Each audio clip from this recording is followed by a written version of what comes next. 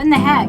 I know. Where did you go? You've been gone for like 2 years. They have? No, you. I have. Me too. I really didn't go anywhere though. I know. It's more like we hermited in. We were 2 here years? the whole time. The whole time. You just didn't see us.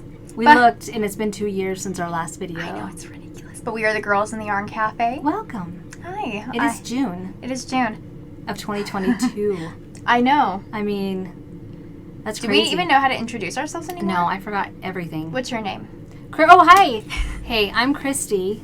I'm Trysten. And I am the dyer behind Yarn Cafe Creations. I'm the dyer behind Hoard Yarn. And of course, there are places you can find us, like yarncafecreations.com. And dragonhoardyarn.com. dragonhoardyarnco.com. And what else? Mom, where can they find you? I don't remember. Oh, okay. Yarn Cafe Creations. You're like, I don't even know where I am. Oh my gosh. It's yarn_cafe_creations on Instagram. And I'm dragon_hoard_yarn at the other way around on Instagram. Forgive, please. Oh this my is God. Crazy. It's been so many days. I'm also a designer on Ravelry. It's Dragon Hoard Designs on Ravelry, and I have a YouTube channel, Dragon Hoard Yarn. I also have one under Yarn Cafe Creations. I have a channel, and I do have some designs, and it's under Christy Houghton, I think. I think so. On Ravelry, and I've got some free patterns on there for socks, a lot of those, and some other stuff. And they're great. And you have like 50 more in a notebook that you haven't put out yet. So that's Someday. So what else has been going on? I mean, it's been so long, you guys, and when we decided to do this today, I was just like, I don't remember exactly like what I've even made in the last 2 years. Oh my gosh, yeah. I've come out with at least 6 patterns, sweater patterns. Yeah. Since then. I came out with a couple sweater patterns. Yeah, you did, and I knit yours. I came out with some sweater patterns.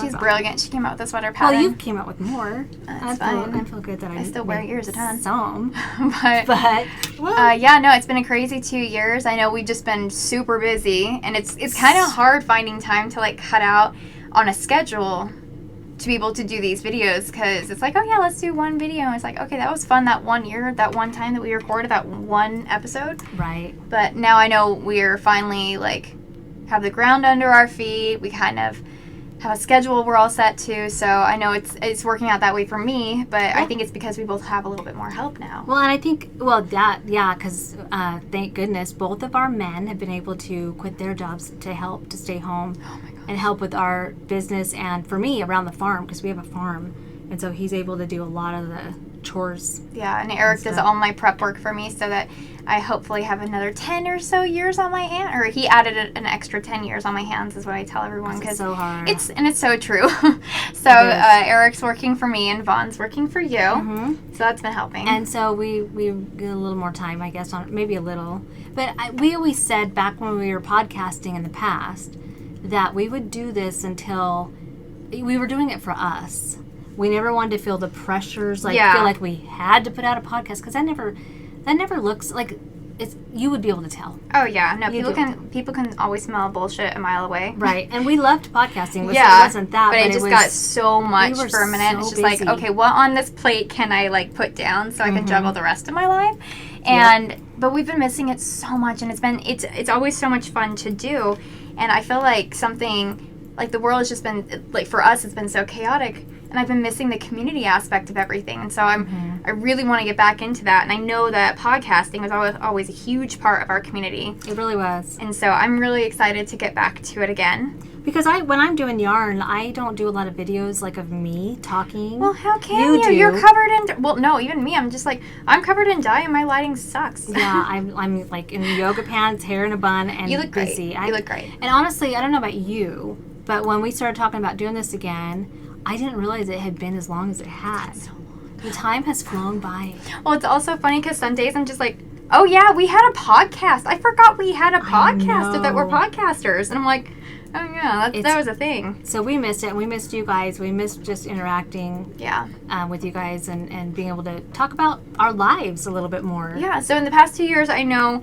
last year we did go to Rhinebeck again, and that was a lot of fun. Oh my God, that was a blast. I always have fun. It's the New York Sheep and Wool Festival, and we always always have fun. We'd stay in the cutest little place up in the woods. Except for you, I kept getting paranoid because I've been listening to like haunted podcasts on iTunes, and so the whole time I'm just like, there's gonna be a skinwalker.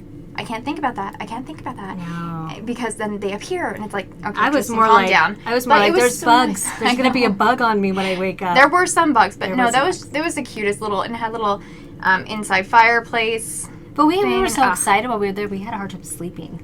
Oh my gosh, yeah, I didn't sleep at all. Because we were up so late. We had a little wood stove, and Trysten, it was just you and I. I know. We just stayed up knitting and chatting. I feel like that's always the most fun. One of the nights wasn't it like till 4 in the morning? It was till 5. Almost 5, and it was like almost 5. But I'm a night owl anyways. And it's time difference, and we just means it was even. No, it was early. I'm like, which means it was even later, Mom. But no, just chatting and hanging out. And I mean, that's why we go to festivals generally. We don't sell a ton at festivals, except for, in May, last month? It was just last month. Yeah, last month we did do the Great Basin Fiber Arts Fair in Utah, which is... That was a lot of fun. It was so fun seeing all the people that came out, and that was the first time I think we've done a show, too, since then, hadn't we? Since it's been 2 years ago. Since we podcasted last. It's been a while since we did that. So that was so fun to be with the other vendors, a lot of our friends in the area. And this festival is getting bigger and bigger every year. It's always my favorite to vend at, actually. And then Alaska, my other daughter, your sister, she's dyeing yarn now, and she got to have a booth. So she was between us. We had one row, because we each had a double booth, and there was one row. It was a family row. And then my oldest daughter, Ashley, came because she makes cute little earrings out of really random things, and it's really fun. Yeah, so these are little hermit crabs. And hers is What's It's Galore on Instagram. And Alaska's is Sinful Yarns. Sinful Yarns. So I just love how industrious all the women in our family are. It's just, it's funny how you're raised, because I was raised doing crafts, and my mom has Crystal Sky hand-dyed yarn, and so, we always had done crafts. Oh, yeah. Always. And you forced us to. Guys. I had 4 daughters. Yeah. So. Forced. No, we loved it. We absolutely loved it. I never forced. I mean, I think that's why I tend to go down so many rabbit holes. Oh, yeah. We both which you guys will kind of see here in a little bit. Yeah, it's fun. Oh, but it's so much fun just to learn new crafts and to be able to take one craft and incorporate into another one, or it leads to something else, and soon, your entire house is covered in craft supplies and you get lost, but it's still fun. We'll talk about it. Yeah, it's a thing. Yeah. But, and then... This year, we'll be going to Rhinebeck again. Yes. And unfortunately, we haven't made it to any other real, fly out to festivals this year. We were going to go to Maryland, Sheep and Wool, but it was on the same week as the Great Basin, yeah. So we couldn't do that. Which is that was sad. too bad. But I heard it rained out the entire festival. Remember when we went? It was rainy. I actually really like it when it's rainy. I do too. I don't like the mud, but everything in that. And where they have it, it does. I mean, it's a farm animal place, and so you're gonna get muddy. But I have those awesome rain boots. Oh my God, that's I would have just worn those. I took those to Ireland with me, and they were I would have to awesome. get some rain boots, I think. I would rock those rain boots, so awesome. You get cute little liners. You can make liners for them. I should make some liners. Knit some liners? Yes. Because they're like a fleecy thing you put inside that's shaped like a stocking, basically. Like a leg. They're not form-fitting at all. Okay. It's like a stocking. It goes in to line your boot, but then it comes up and folds over the edge. Okay. OMG. Okay. By the way, I'm not wearing my glasses today. Because of the light, which is you can't see. It was green across. Our setup is new. We have a new setup, and we're by the natural light. My big window looking right at the mountains. It's pretty awesome. It's so nice. But the reflection was unbearable. It was bad. It was super Here I am. Blind as a bat right now. Yeah, seriously. Yeah. You're just what am I knitting? I know. But we have some things coming up right now for us. Yep. Next month, I know I'm doing the yarn crawl in Utah, which my setup will be at Pettifours and Pearls in Lehi, Utah, and it'll be on July 16th, so next month. And I'm actually really excited about it. It's by your birthday. I know. I told Eric, I'm going to be hanging out with the yarny people on my birthday weekend. That's the best way to do it. I'm really excited, though. I love that shop. It's really cute. It's a newer shop. It's one of the newer shops. Oh, and this weekend, we're going to go see Jensen. Oh, yeah. Where's she going to be? She's at the Bountiful. The Seed Stitch. the seed stitch. The seed stitch in Bountiful. That'll be fun. And she's the dyer behind Sugar Plum Circus Yarns. Oh, I can't wait to see her. I totally forgot about that. That's going to be fun. That's going to be super fun. Oh, that's going to be great. And I have some trunk shows coming up too, and I just don't remember when they are. I have one, I think. One or two. Yeah, you've one coming. Yeah, and I don't remember that. You have two? Oh, no, I have two. I think mine's in November. Oh, yours might be a little bit later. Okay. Yeah, mine's in November, so. Okay, well, that's my most recent one coming up, and then I know that we're both really excited to start working on our year 6. Oh my gosh, Harry Potter year 6 advent calendars. I can't believe it's been 6 years. And because we made a commitment that we were going to do this for all 7 books. Yep. And there's been people out there, some of you have probably been with us since year 1. I know. Yeah, there are a few that have been with us since year 1. It's like been amazing. Dang, it's been so much fun. I really enjoy. I love it. I mean, it's a lot of work. Like, there's a lot of them. But just the creativity behind them. Yeah, and I get to see your color interpretations of your 12 colors, and then I have my 12 colors. And a lot of times, they're never similar. Never. It's what's super cool. And those of you that know our yarn can probably tell our yarn apart. Yeah, very, very different dyeing styles. Mm-hmm. And so I always love the little, like, pictures you send along the way and just be like, look what I made! Yeah. It's a lot of fun. And we haven't run out of any colors yet. Any ideas? Nope. It's great to be inspired by books. Those are my absolute favorite. Like, I mean, all I do is listen to books all day and dye yarn and make stuff. Well, I raised you guys on those books. I remember going to Barnes & Noble, like, at midnight. Oh my gosh, yeah. To wait for the release. And you guys had so much fun. And those are great memories. I read the 7th book in, like... So fast? I think it was the next day, because I started reading it when I got home at midnight, or after midnight on the 7th book. I remember that, because we got it at a really, really tiny store in Spanish Fork on Main Street. That's right. Yeah, and so there's no line. There's no party, but there's no line. I just got it, and we went home, and I started reading it, and I was up till like 3 a.m., and then I finished it by like 6 o'clock the next night. I mean, it's so many great... And for those of you that aren't familiar with our Advent, it's a combined Advent we do. She sells half in her shop, I sell half in mine. And then she dyes half the minis, so I dye half the minis. And then we split the main skein, which you get to choose your house colors when you check out. So if you're a Gryffindor, I'm a Slytherin. Gryffindor all the way. Yeah. So and what that is, all the minis are the same color for everybody. But then your main skein will be your house colors. And that's been inspired by your house colors. Inspired by your house colors, right. So yeah. That's been a lot of fun too. Yeah, I love that. And so I have a couple left in my shop. I know you have some left in your shop. I have some left in mine. Go check those out if you're interested. They're always they're always so much fun.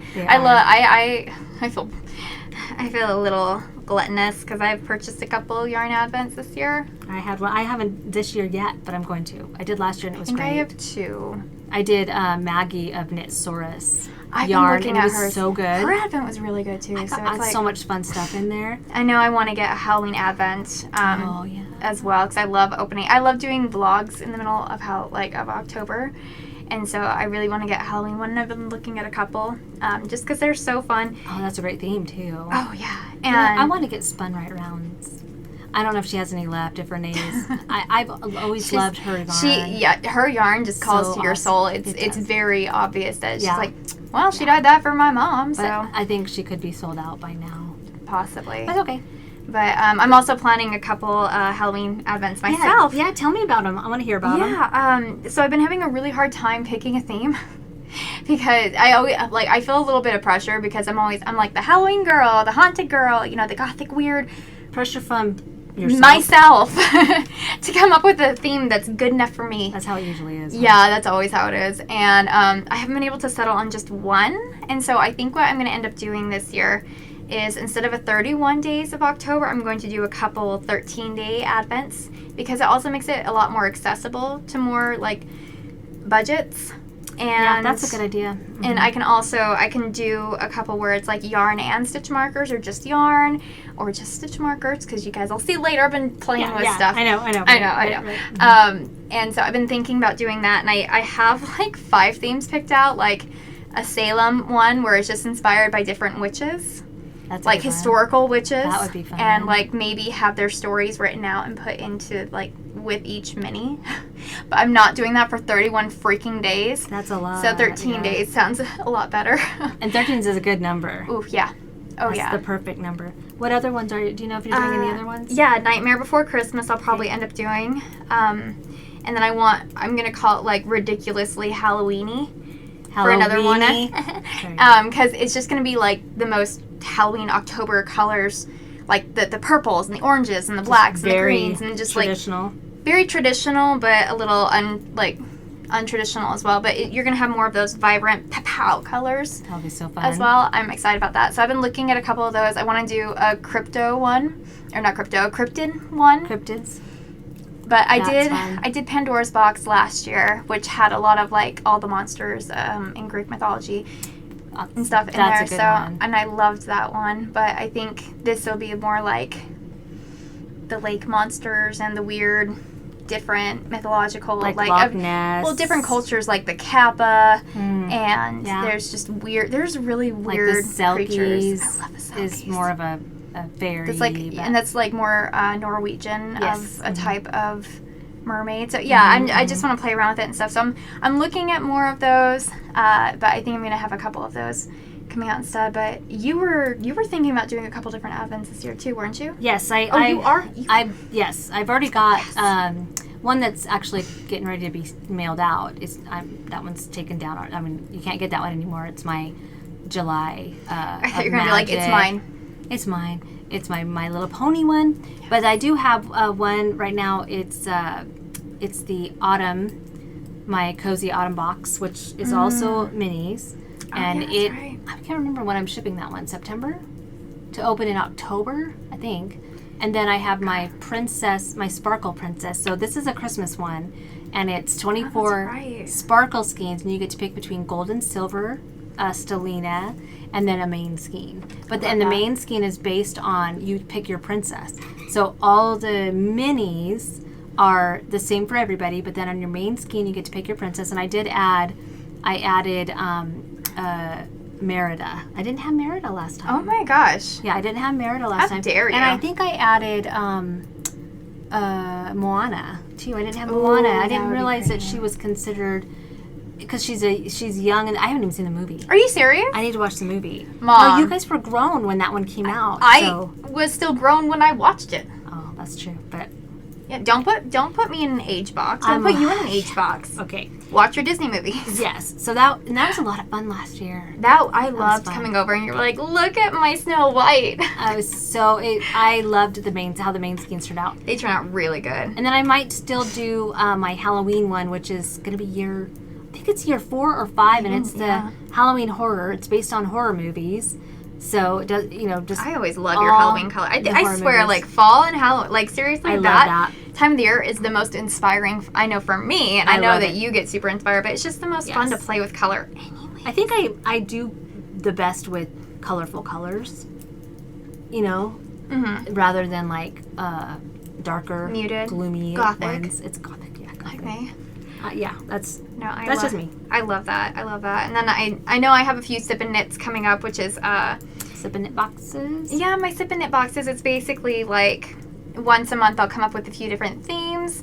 Like I have some autumn boxes as well coming, but you'll get like either coffee or tea all from small businesses, either coffee or tea, and then a bunch of other stuff in it. Like I had a tarot box, tarot themed for my Knit Witch Sip and Knit ones. That's so cool. I loved that one. It actually had the Crafter's Tarot deck, as well as a bunch of other things. Right now I have a couple left of the Ouija box, which does not have a Ouija board in it, don't worry.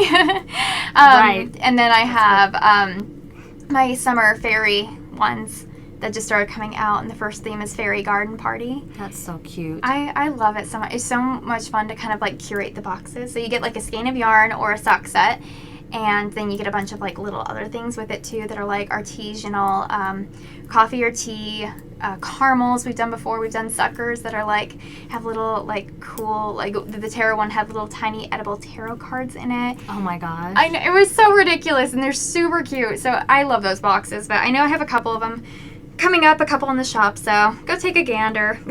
Yeah. They're fun. And anything else that we have coming up? I think that's my entire life. Oh, I did get 2 new puppies. Oh, yeah. And since we recorded last, my dog Jasper died, sadly. He was really, really old. He had congestive heart failure. at age 20. He was old. He was old. He was a happy puppy, but yeah, he was ready to go to puppy land. Yeah. And you got 2 cute little puppies. So. Yeah, I got Lulu for Eric to be his coworker, because he brings her back and forth with him to work, and Odin, my little puppy, because I needed a little boy again, because I was just kind of devastated after Jasper. It's hard to go through. Yeah, I know, losing a fur baby is always hard. It is losing a family member. Mm-hmm. But Odin has my heart, and he is loud and energetic and crazy enough. He's the boss. Oh my gosh, no, I'm the boss. I'm the boss, and he knows it, and Eric gets frustrated because he's like, he doesn't respect me like he does you. I'm like, I know. I'm the alpha. You are. But so we have Lulu and Odin. Those are pretty much the biggest joy that's been brought to my life recently. So we've had them both so about important. a year. Animals are just important. I think they bring happiness to your life. Oh, yeah. In ways you don't even expect. Yeah. I think animals are more closely related to what a soulmate would be than an actual person. Well, because they're so forgiving. They're so forgiving, and they have unconditional love. Yes, exactly. Big time. So yeah, Odin's my little bestie, and then Lulu is obsessed with Eric, so it's fine. So that works out well. It works out great. I didn't get any new animals. No. I still have cats, which are judgmentally great. They're awesome. But my youngest daughter got married. That's one thing that did happen. Right. Last summer, Marcia got married. Oh my god, her wedding was so pretty. It was a lot of fun. I kind of wish that I would have waited until later in my life, because I'm like, yeah, I got married in my dad's front yard. And Marcia's over there really just pretty. Like, oh, I had a hook in my hair. Weird. You had a what in your hair? I had a thing in my hair. Oh. I've been using that to cable knit. Oh, nice. Yeah, because I cable with a needle, because y'all are crazy. I do it without. A lot of people, most people don't do it without a needle. I'm finding that's, and I sometimes use a needle still, depending on what I'm doing. It's hard. With finger and weight, it's harder to not have a needle, I think, but with bigger, thicker yarn, I think it's easy to not have a needle, but it takes practice. I practice. I'd rather not do it. And I think that's totally acceptable. It's like, just practice. And be like, but that means I have to do it. That sucks. I know, that's true. No, I get it. It's a skill that I'm not going to learn. But I'm very envious and will observe from far away and appreciate it. It's laziness is why I don't, that's really I'm laziness. So I'm lazy because I don't want to learn. No, I'm lazy because I don't want to get the needle. You don't want to find it and just be like, no. Oh. I'm just like, I'll do this for a while and then I'll go get the needle and pretty soon it's done. I'm done with the project. If it like push comes to shove, I'll do it like that. But yeah, no. What do you guys think? Needle? Yeah, cable needle for your cable projects or no cable needle? I know Andrea Mowry has a video that shows how to cable without a cable needle. I was doing it before I saw her video, but then her way helped me more to do it. I'm just not cool enough to join all you cool cats. You could if you did it and practiced it. It really, I don't think it's hard and it makes sense to me, but that's just me. How about that? So good. So, Trysten, what are you working on? Okay. I'm ready. I've been having a little bit of a block mentally for designing wise. And it happens. Even though I have stuff to show you guys. And I wanted, it's more like I've had a block in like sweaters. And so when that happens, I kind of like to clean my palette a little bit by knitting other things like headbands or not shawls, because I hate knitting shawls. I love knitting shawls. I hate knitting shawls. Oh my gosh, I love it. I hate knitting shawls. They're so mindless and I know big I will knit them. They don't have to fit you. They have to fit my mood, and I'm never in That's that mood. True. That was a good comeback. I'm proud of you. Thank you. I have like 4 of those a year, and that's it. That was good. So I'm happy that I got a little bit of response. Thank you. That was nice. Thanks, man. But because I've been working on an Andrea Mowry sweater for like 2 years now, or not sweater, shawl. See, that's how often I knit shawls. Yes. See. So yeah, I'm not a shawl, but like socks. Sometimes that'll happen. But I've been knitting so many sweaters, and it's usually around this time of the year that I have like just a mental block. And so do you think it's because it's warmer outside? I think it's because it's warmer outside, and I'm just like, I hate this. Yeah, because that mood of cold and crisp and yeah. But then after like, as soon as like the end of June hits, I'm just like, hey. You ready? Okay. It's coming. Yeah. So I've been knitting these shorts. I've never knit a pair of shorts or anything for my underbottoms. Your underbottom. I've seen them on Instagram. The ones you're talking about. They're so cute. Yeah, so these are the, what are they called again? They're the, I keep wanting to say like sweet tea, but these are the Twisted Tea shorts. And they're by Briana. Briana Luppino or Luppino. And they're super cute. And she's Little Wolf Knits, right? Yeah, she's Little Wolf Knits on Instagram. I think it's Little Wolf Yarn and Designs on Ravelry. At least that's what it says at the very bottom of the pattern. They're super cute. And does she have a long version of them too? I think she, yeah. Like a sweatpants, kind of? They're like they're like knee-length joggers or something. I think she has a pattern for that too. But I don't know if she has pants. Those are cute though. But I'm so excited. This is my Atlas colorway in my Myth fingering base, which is 75-25. So I wanted that like drape a little bit more than the 85-15. And I'm really excited. I didn't swatch. Let me look at it. Because I don't have my glasses on. So you join, like the join for the beginning of round is actually in the front of the crotch. That's nice. So you're not going to have a giant like line that up your butt. That sounded really bad. That's nice. That's nice. In the crotch? Do you want to put a zipper there? That's nice. No. Sorry. Thanks, Mom. Yeah. I don't know what that was about. But I love it because it's a provisional cast on and then you knit the required. It's a lot actually like my everyday slouchy beanie. The provisional cast on, that's not the one that takes like forever. Or is that the cable? Wait, which is... There's one that takes so long. Is it provisional the crochet one? There's but there's a couple different types. Yeah, that one takes freaking forever. And I don't do that one anymore. Andrew Mowry does on a sweater, and I'm like... There's another provisional cast on that Andrew Mowry does as well, but I think this is just a regular provisional cast on. I'm not actually sure. It might not even be that might not even be what I'm talking about. But it's you basically cast on where you still will have live stitches, but they're on hold for you to join later. And so... Yep, that's not the one I'm talking about. Okay, so yeah, that's how it happens. It's a lot like I was saying, my everyday slouchy... This is how it happens. Yes. It's a lot like my everyday slouchy beanie. So you have some stitches on hold, then you knit, and then you do the breakup row. And so my everyday slouchy beanie, it's a purl row. And then you do the same amount of like knitting until there, and then you join them together. It looks really nice when you do it. It looks so good. I love it. So it has like purl bumps right there in the front. But yeah, so your beginning of round is right at the crotch, so you don't have that line up the butt, which I love. And in her pattern, she has this side panel with nothing on it. So where you see these two lines up, it's just stockinette in between. But I added little kind of bauble motifs. Oh, cute. Because I wanted, it to be special. So I did. And I am. So I did little bauble motifs. Oh, I can see it through the light. The light, the light when the light was through it. Yeah, that's really cute. That's going to be cute. I can't really do it that way. So now I'm just on stockinette for like a couple inches, so I'm happy.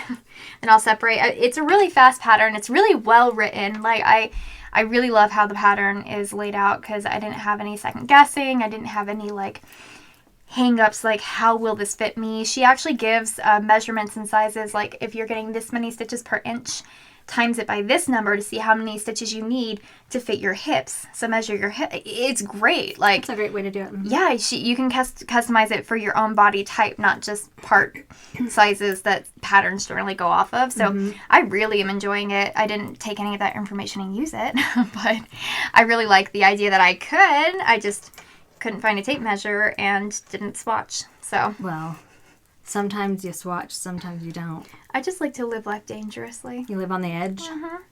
I'm the same way.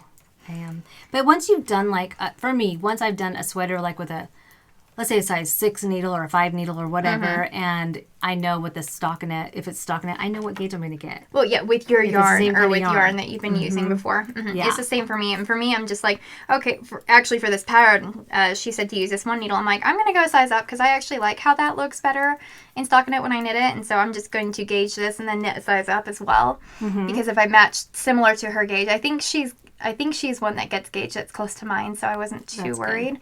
But yeah, I'm actually really loving the knit, and I've never dealt with this kind of construction before, and I've been a little intimidated to do anything for like the hip region because we all vary so much in that area. So yeah, I'm pretty excited, and I can't wait to wear these. I'm hoping to have them done probably by at least next week. Well, I mean, they look like you're nearing the bottom, aren't you? Yeah, I was actually double checking the pattern a few minutes ago because I'm like, wait, do I put, like, the legs in now? And it was, like, this long. I'm like, there is no way I have that small of a butt. Yeah, and then you do an edge on them. Yeah, I was actually thinking... a folded edge, or... no, it's actually a little split hem on the sides. Oh, cute. It's super cute. But I was thinking, actually, of adding a lace motif with beads. Oh, my gosh. That would be cute. Well, it'll that will cover your hiney more. Like, it'll look cute. But, like, you know what I mean. You can see through it. Well, yeah, maybe. I chose the darker yarn. So that hopefully it'll cover... I mean, I'm not going to wear, like, fluorescent yellow underwear with these. Well, you could if you want. With these. But, no, I was thinking about doing the lace with the beads, because the beads will weigh it down a little bit more. And, you know, all us lovely women's generally, or I guess anyone really, but when you wear short shorts, sometimes that little... Most times, that thigh gap is not there for me. Actually, all times for me. I don't know what a thigh gap is. I don't think I've ever had one. No. And so it just kind of like bunches up a lot. And so I'm hoping if I make them a little bit longer to go around my thigh right there and then add the beads in a lace section that's about like 1.5 inches long, it'll weigh those down a little bit more so that I don't have to worry as much about them riding up. That's a great idea, actually. I didn't even think of that. Yeah, I'm hoping that will help because I can't wear shorts without that. Just... I understand. I understand. I think, body types, depending on your body type and the, shape of your legs and all that. And how you walk. Right. That's true. If you're active as well. Because I like my shorts a little bit longer, personally. Maybe because I'm older, but because mine tend to ride up in the thighs, inner thighs, because I don't have a gap. No. My thighs touch. Oh, yeah. Mine are close friends. Yeah, they know each other well. Yeah. Yeah, so I understand what you're saying. Yeah, no, so I'm hoping... that honestly, that's why I like making sweaters and now shorts so much, is because you can customize it for your body. It takes a little bit of knowledge and a little bit of, like, trial and error to learn how to do that. You've got to be okay to fail, right? You've got to be okay with failure. Oh, yeah, I'm learning a new skill right now, and I was just telling my friend, I'm like, I love that I'm failing so much at this right now because I'm learning so much, like, so fast and so rapid, because I'm like, oh, okay, wow, that should have been in there a lot longer and stuff, and those are going to fall apart. And I had one break on me yesterday, which is, I'm talking about stitch markers, but I had one completely, like, break in half on me yesterday. I'm just like, what did I do? Don't do that again. And then I learned what I did wrong, so I actually kind of like the failing a little bit, not in the moment usually, but learn. It's so great to learn that way, though. Yeah, for sure.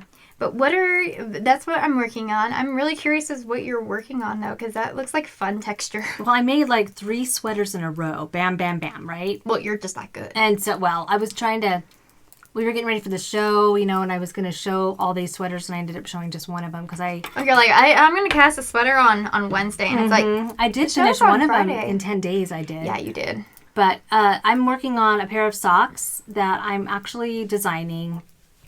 And I'm almost done, look. Is that in DK? This is my first DK weight sock. So this is, the first one's done.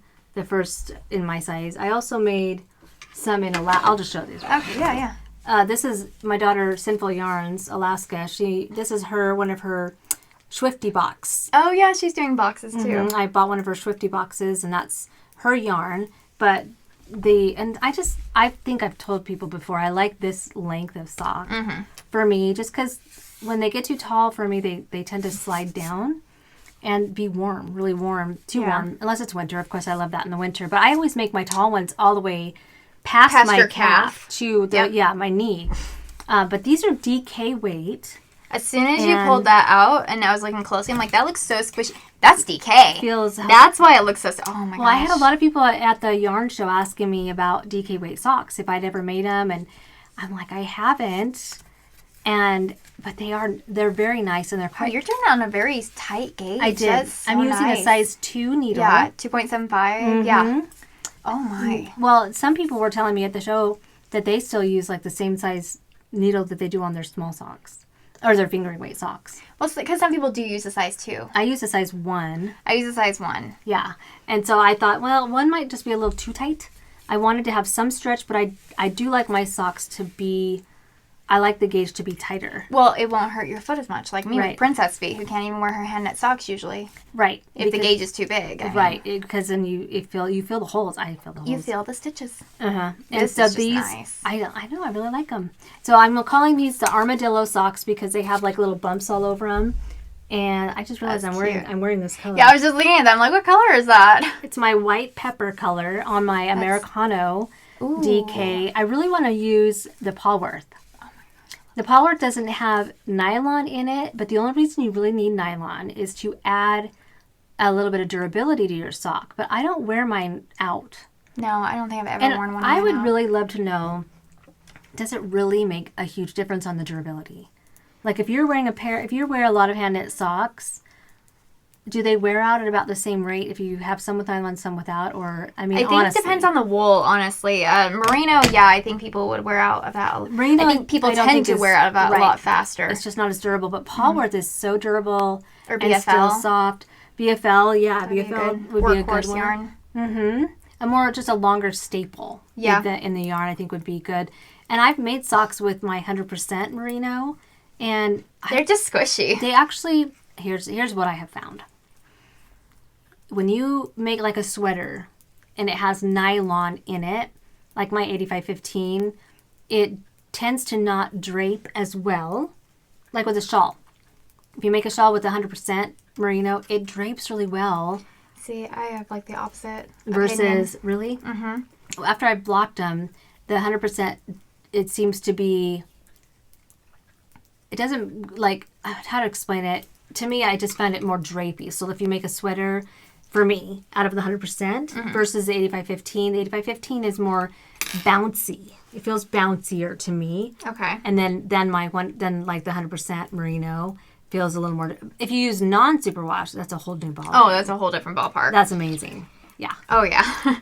No, because I actually have a few in non-superwash, but yeah, I've actually, at least with my yarns, I honestly think it depends on the spin. It depends on so many things to consider. How it's processed.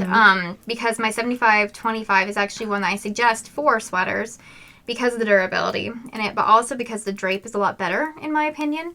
I suggest the 85-15 because it's so squishy. And so it's great for socks. It's great. It honestly is great for sweaters too. Sure, but it's I think like both of them are softer, really I guess. Interchangeable. Oh yeah, no, I use them together all the time. Like even if it's like the same colorway and I run out of one base, I'm just like, I'll just grab some of the other one. It's fine. Because they dye very similarly too across my bases. Oh yeah. But yeah, no, I love my 75-25 for sweaters. I think it's great because yeah, it's durable. So and it like pills less. But like the 85-15 is always going to be a shop favorite because it's so soft. It really is soft. And so that means it's also like nice to work with. I've noticed when I'm winding the yarn like into a skein with our electric winder, the 100% merino feels stretchier than the 85-15. It's probably because of the nylon.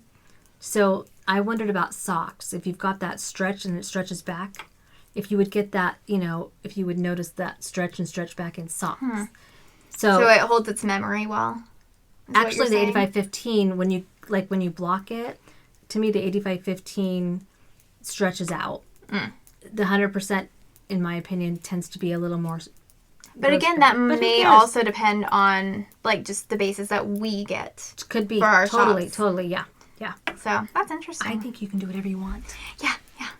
I've even started knitting a sweater in single ply. I've made socks in single ply. They're soft. They are so soft. They're soft. I mean, you get a lot of pilling, and you only have one ply, so if it breaks, I thought you were gonna say you only get one wear. You only can wear them once. Single wear. Oh my gosh. Yeah. Single ply, single wear. Are you making any other things? Oh yeah, I have one other thing because again, it's kind of a palette cleanser right now because. Honestly, I knit a lot of sweaters and came out with like rapid fire patterns, and there's one in particular, my favorite adventure sweater, which was built for Advents. That's awesome. So it has 25 minis in it. Oh, you should see it. It's so cute. So I'll show that on another one when we get closer to Advent opening and stuff. But so I've been actually knitting a ton of coffee koozies. And that's a fun little project that is so quick. It's so fun. I can get these done in like 3 hours. Well, and you can make variations of different little designs on them, and it just feels so awesome, so creative. Yeah, no, I've been having fun. So I'm actually designing. I want to do like a collection of like 6 to 8 different ones and sell them as an ebook. But also, I want to create boxes for them because I have these. And I might just show these right now really fast. Go for it. Because they're really cute. But I got these little tags to go on each of them. And they're cute and inappropriate a little bit, and I like it. But I'm using my Highland colorway on this one, and so I just created a really nice seed stitch. Okay. A little seed stitch right here and a really delicate basic 2x2 cable. Can I see it too?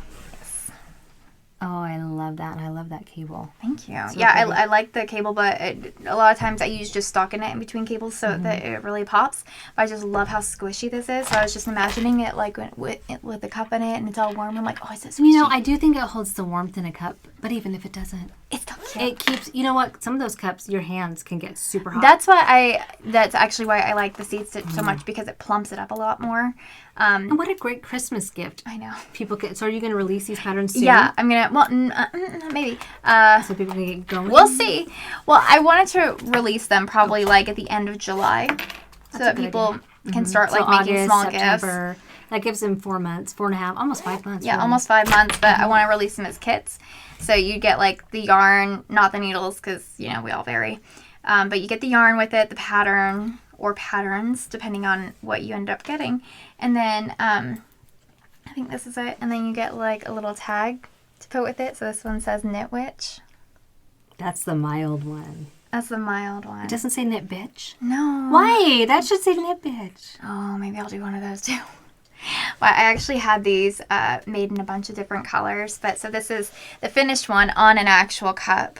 And I love it. And yeah, like you were saying, And it's a lot squishier. Is that your fox? Yeah, this is my Fox Demon color. That's a beautiful color. It's perfect for fall, and I just wanted to go with the black so much, and I love it. So I got this little tag right here.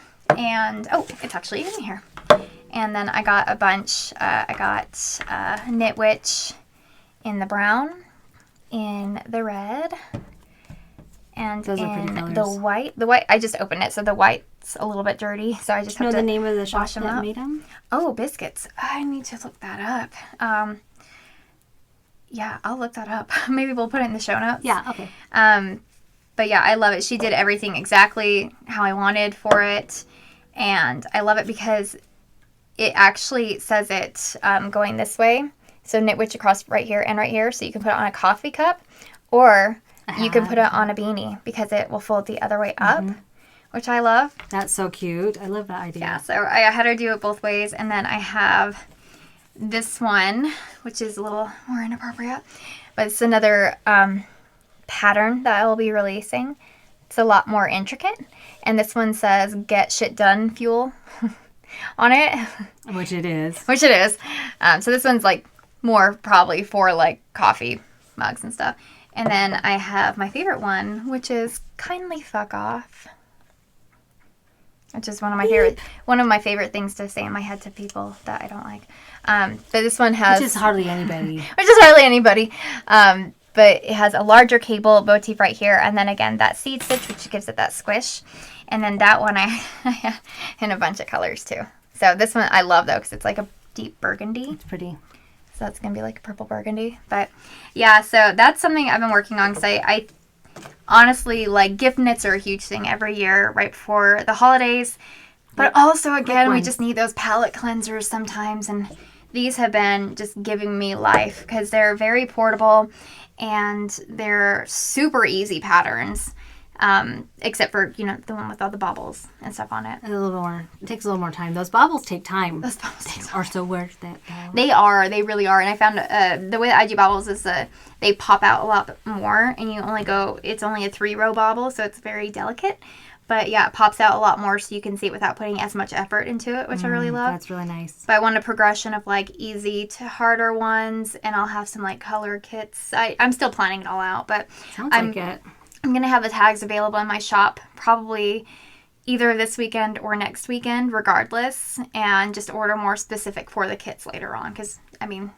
You have time, right? We have time, and they're fun, and I think people would enjoy them, so... I think so, too. Yeah, so that's the only other thing I've been working on lately, actually. Yeah, you know what? And I'm just about done with this sock, and I'm going to be Are you like... serious? What am I going to knit when we sit here? Oh, my gosh. I'll find something. Okay. Anyway, what talk about things we finished? Well, I really want to know what you're wearing. Okay. We have finished, first of all, it's been 2 years, so you can imagine there's a lot of things we've made. I don't even know. We didn't bring them. No. So, but I just brought the most recent things. And the sweater I'm wearing right now is an Isabel Kraemer sweater. Is it the La Fjolla? It's the Fjolla. Fjolla. Fjolla? Fjolla. I don't know how to say it. But Fjolla. it's just it's a DK weight. Beautiful. And it really is. I love her style. It's very, I always call it like Gap. Yeah. You know, just kind of not super duper fancy. Mm-hmm. You know, she does a lot of like plain fronts, but just a little detail. So I've got this cute little lace thing, and I'd never made this kind of neckline before. And it was the kind, I think Coco Knits does a similar type. Okay. Where you kind of start going around and then you join it in the front after you get like the shoulders and stuff made. Okay. Which I liked. And then it has this beautiful lace design. I'm in love with that lace. I know, it's so pretty all the way down the sides. And I would stand up and show you, but we're a tight fit back here. We're stuck. There's no room. But it's just, goes, I made mine, I followed the directions exactly, and it's got a great, it lands really below my hip line, my hip bones, because I like mine a little tiny bit lower anyway. Yeah, I really like Isabel Kraemer's designs though, just because they fit well. Mm-hmm. Like they fit everything well. Like she has good shoulders. She does. And her Peanut. A peanut. Are you dying? I'm good. She her patterns are well written and easy to understand, which I really appreciate. And so it's a DK weight, and I did rotate skeins with the white pepper colorway on my Americano base. Normally I would have made it in Polworth. That's been my number one choice lately is the Polworth, because it doesn't pill as much, and it's just a little more durable than Merino. Merino's awesome because it's soft. Oh, yeah. And it's everybody's first choice. Oh, yeah, because you just go up to a skate and you're like, oh, it's soft. I know, it's so soft, but it does pill more. You get the little balls on you, and I mean, I don't like balls. Well. On my sweater. So. Who does? All right. But it's just got a regular bottom. Was that my stomach? You could see my stomach. Ooh, peep show. I might have to cut that out. Why? I don't want anybody to see my stomach. Okay, so it has a ribbed bottom and ribbing on the bottom here. But, I mean, I really liked it. It was, this one, I thought was going to be quick. But she used a size, I don't know the millimeters, but like a size 4 and 5. And most DK weight sweaters that I personally made, I used like a 5 and a 6. So, and one of the ones I'm going to show was like a size 7. So it went a lot faster. Yeah. So this one, I tried to have it done by the May show. It didn't work. Wasn't going to happen. Mm-mm. And then I spilled, I don't know if you can see it anywhere. Remember in the hotel room? Oh my gosh, I was terrified. It was so sad. I spilled Fanta strawberry. Why is it always red? It was red. Why is it always red with you though? Remember the raspberry cheesecake? So I dabbed it off. I used alcohol and stuff to try to get it. And I think you can probably see if you look closely. Can you see it? Just a little bit. Yeah, just a little. But it's on the side seam, so it's not right here. Oh, and she did do a faux side seam. I do like that. On here. Just subtle. But yeah. It's all about the details with her, I swear. Yeah, right. And so it's Isabel Kraemer. And I don't know exactly how to block. When I'm blocking a sweater, when it has like detail on different spots, it's hard to block. Yeah. Just like with Andrea Mowry's Comfort Fade Cardi, she's got the that big shawl collar. And I don't know exactly how you do that. Yeah, actually, now that you mention that. I mean, you pull it. Honestly, I've never blocked mine. But you've also got this panel that folds out. So you have to kind of. And then the back that folds out. But what I did do is I blocked this, and then I got impatient, and so I took it off the blocking mat, and I threw it in the dryer for 10 minutes, which it's super wash. But it did shrink up a little more than I wanted it to. Are you going to add length to it then, or? No, I mean, it's still, the length is great, but I wanted it bigger and baggy. I'll show you this other one I made. Bigger and baggier. That makes sense. But yeah, so this is Isabel Kraemer, and I really love how it turned out, and I love the color.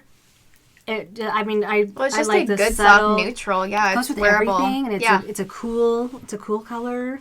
That's why I like one of my favorite descriptors to use is sweater worthy. Sweater worthy when I'm talking about yarn, it's just like it's a very sweater worthy. I mean, and some of her designs are so knittable you can knit with tonals or you can knit with speckled. Like I could have made this with a speckle, and it does have some lace design, and you probably would have lost the lace a little bit with a speckle. Barely though. Depends on the saturation level, right. if you're heavy-handed or but not. But if it was like an all cable sweater or an all lace, somehow you might have lost more of it.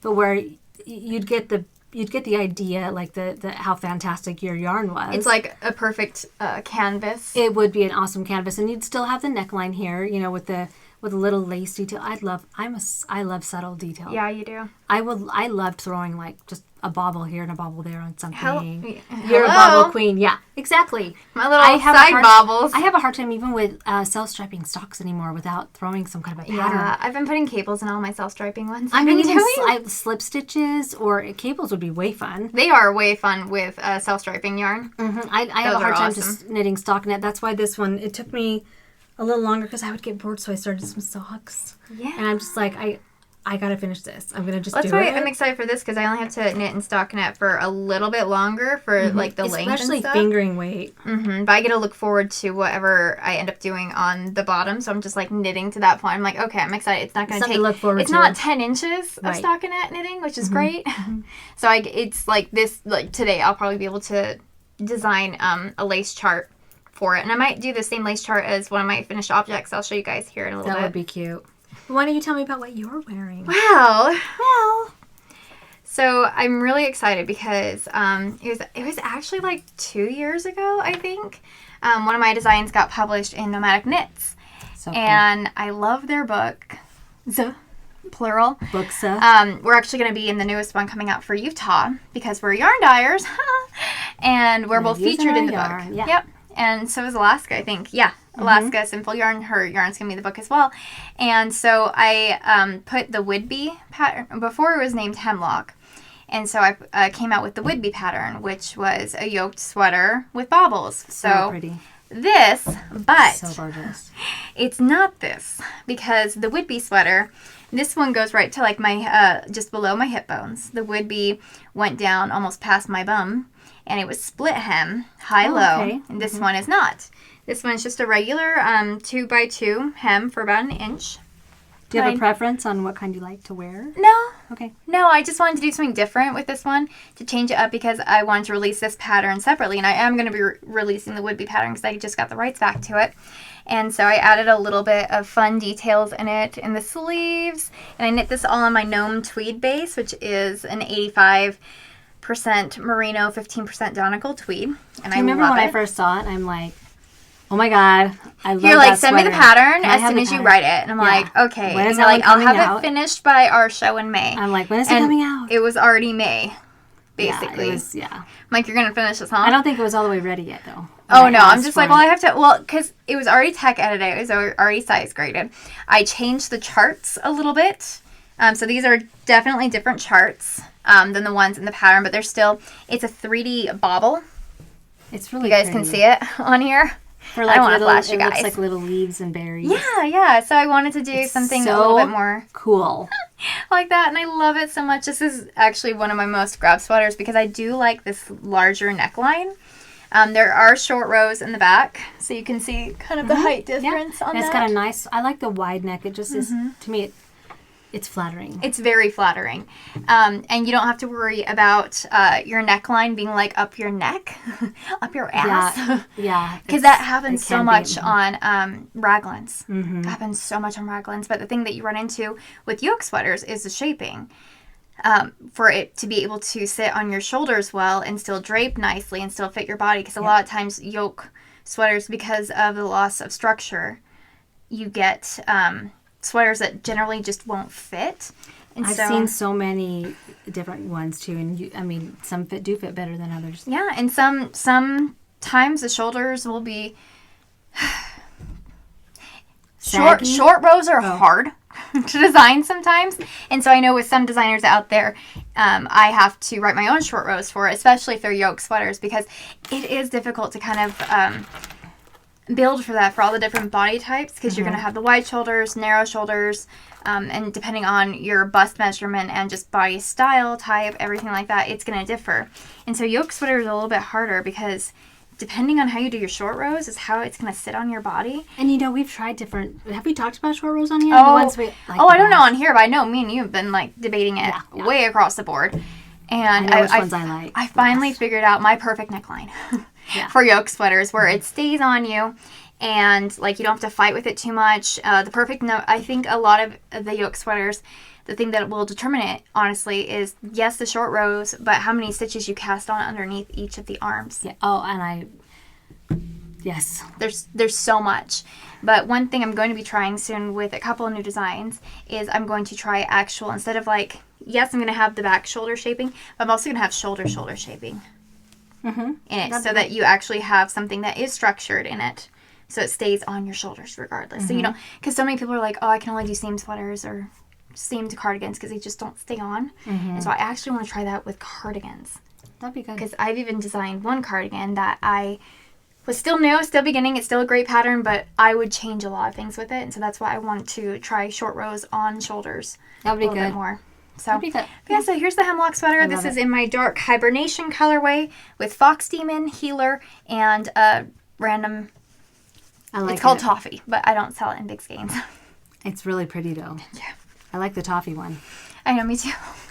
It's really pretty. But I don't have it. Do you want me to show one now? Yeah, I want to see your other one. I'm going to show my next sweater. You have like beautiful sweaters over there. I was going to try to reach it, but nope. That would be funny. Just try to grab it with your foot. Oh. Okay, so, and I got these cool hangers that I love. This is the one I wore to the show. Oh yeah, so many people were asking me about that. They're like, how much would it take to make one of those? I'm like, I have no idea. So this is the back. I just love the lace panel. And this is the front. And the name of this one is Dubonnet, or Dubonnet. D-U-B-O-N-N-E-T.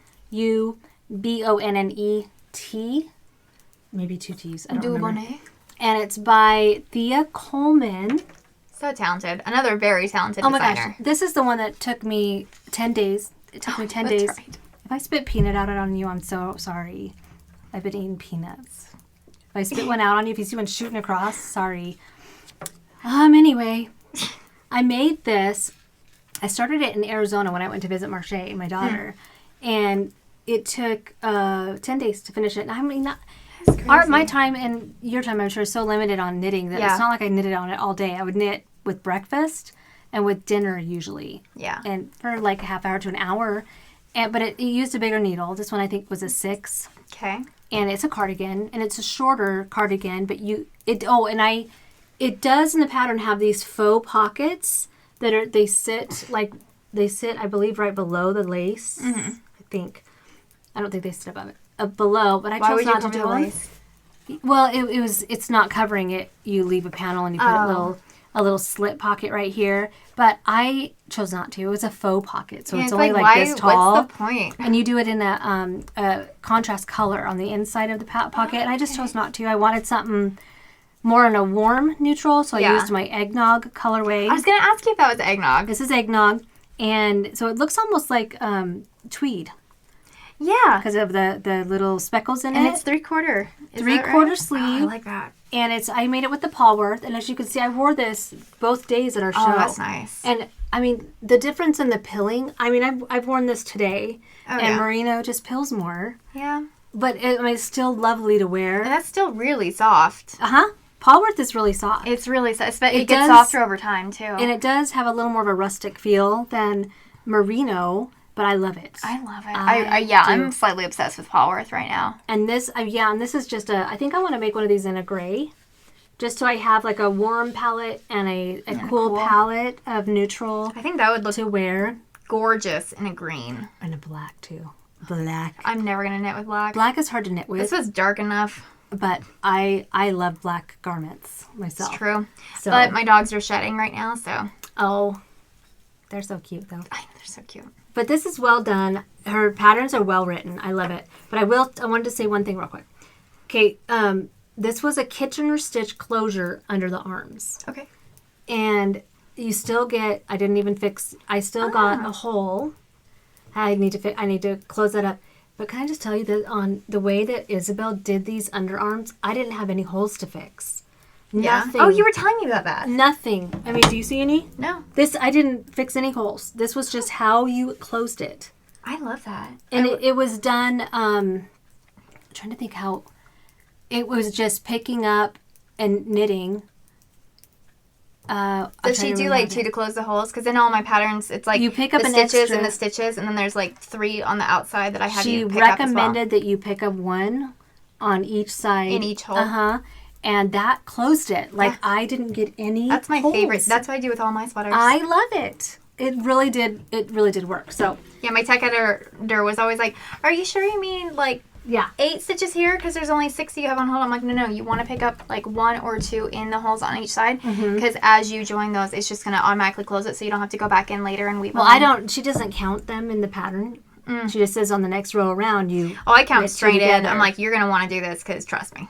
Yeah, well, we just close it on the next round. You just knit 2 together so that you reduce it by 1. Well, yeah, but you generally will get the holes anyways, regardless. No, not with her. I'm saying in general, you will get the holes even, because you're going to, at least for armholes and stuff, from what I've seen on patterns, it's like, then you decrease right here, and then you continue that decrease so many times, however many inches. It's not even in the pattern. No.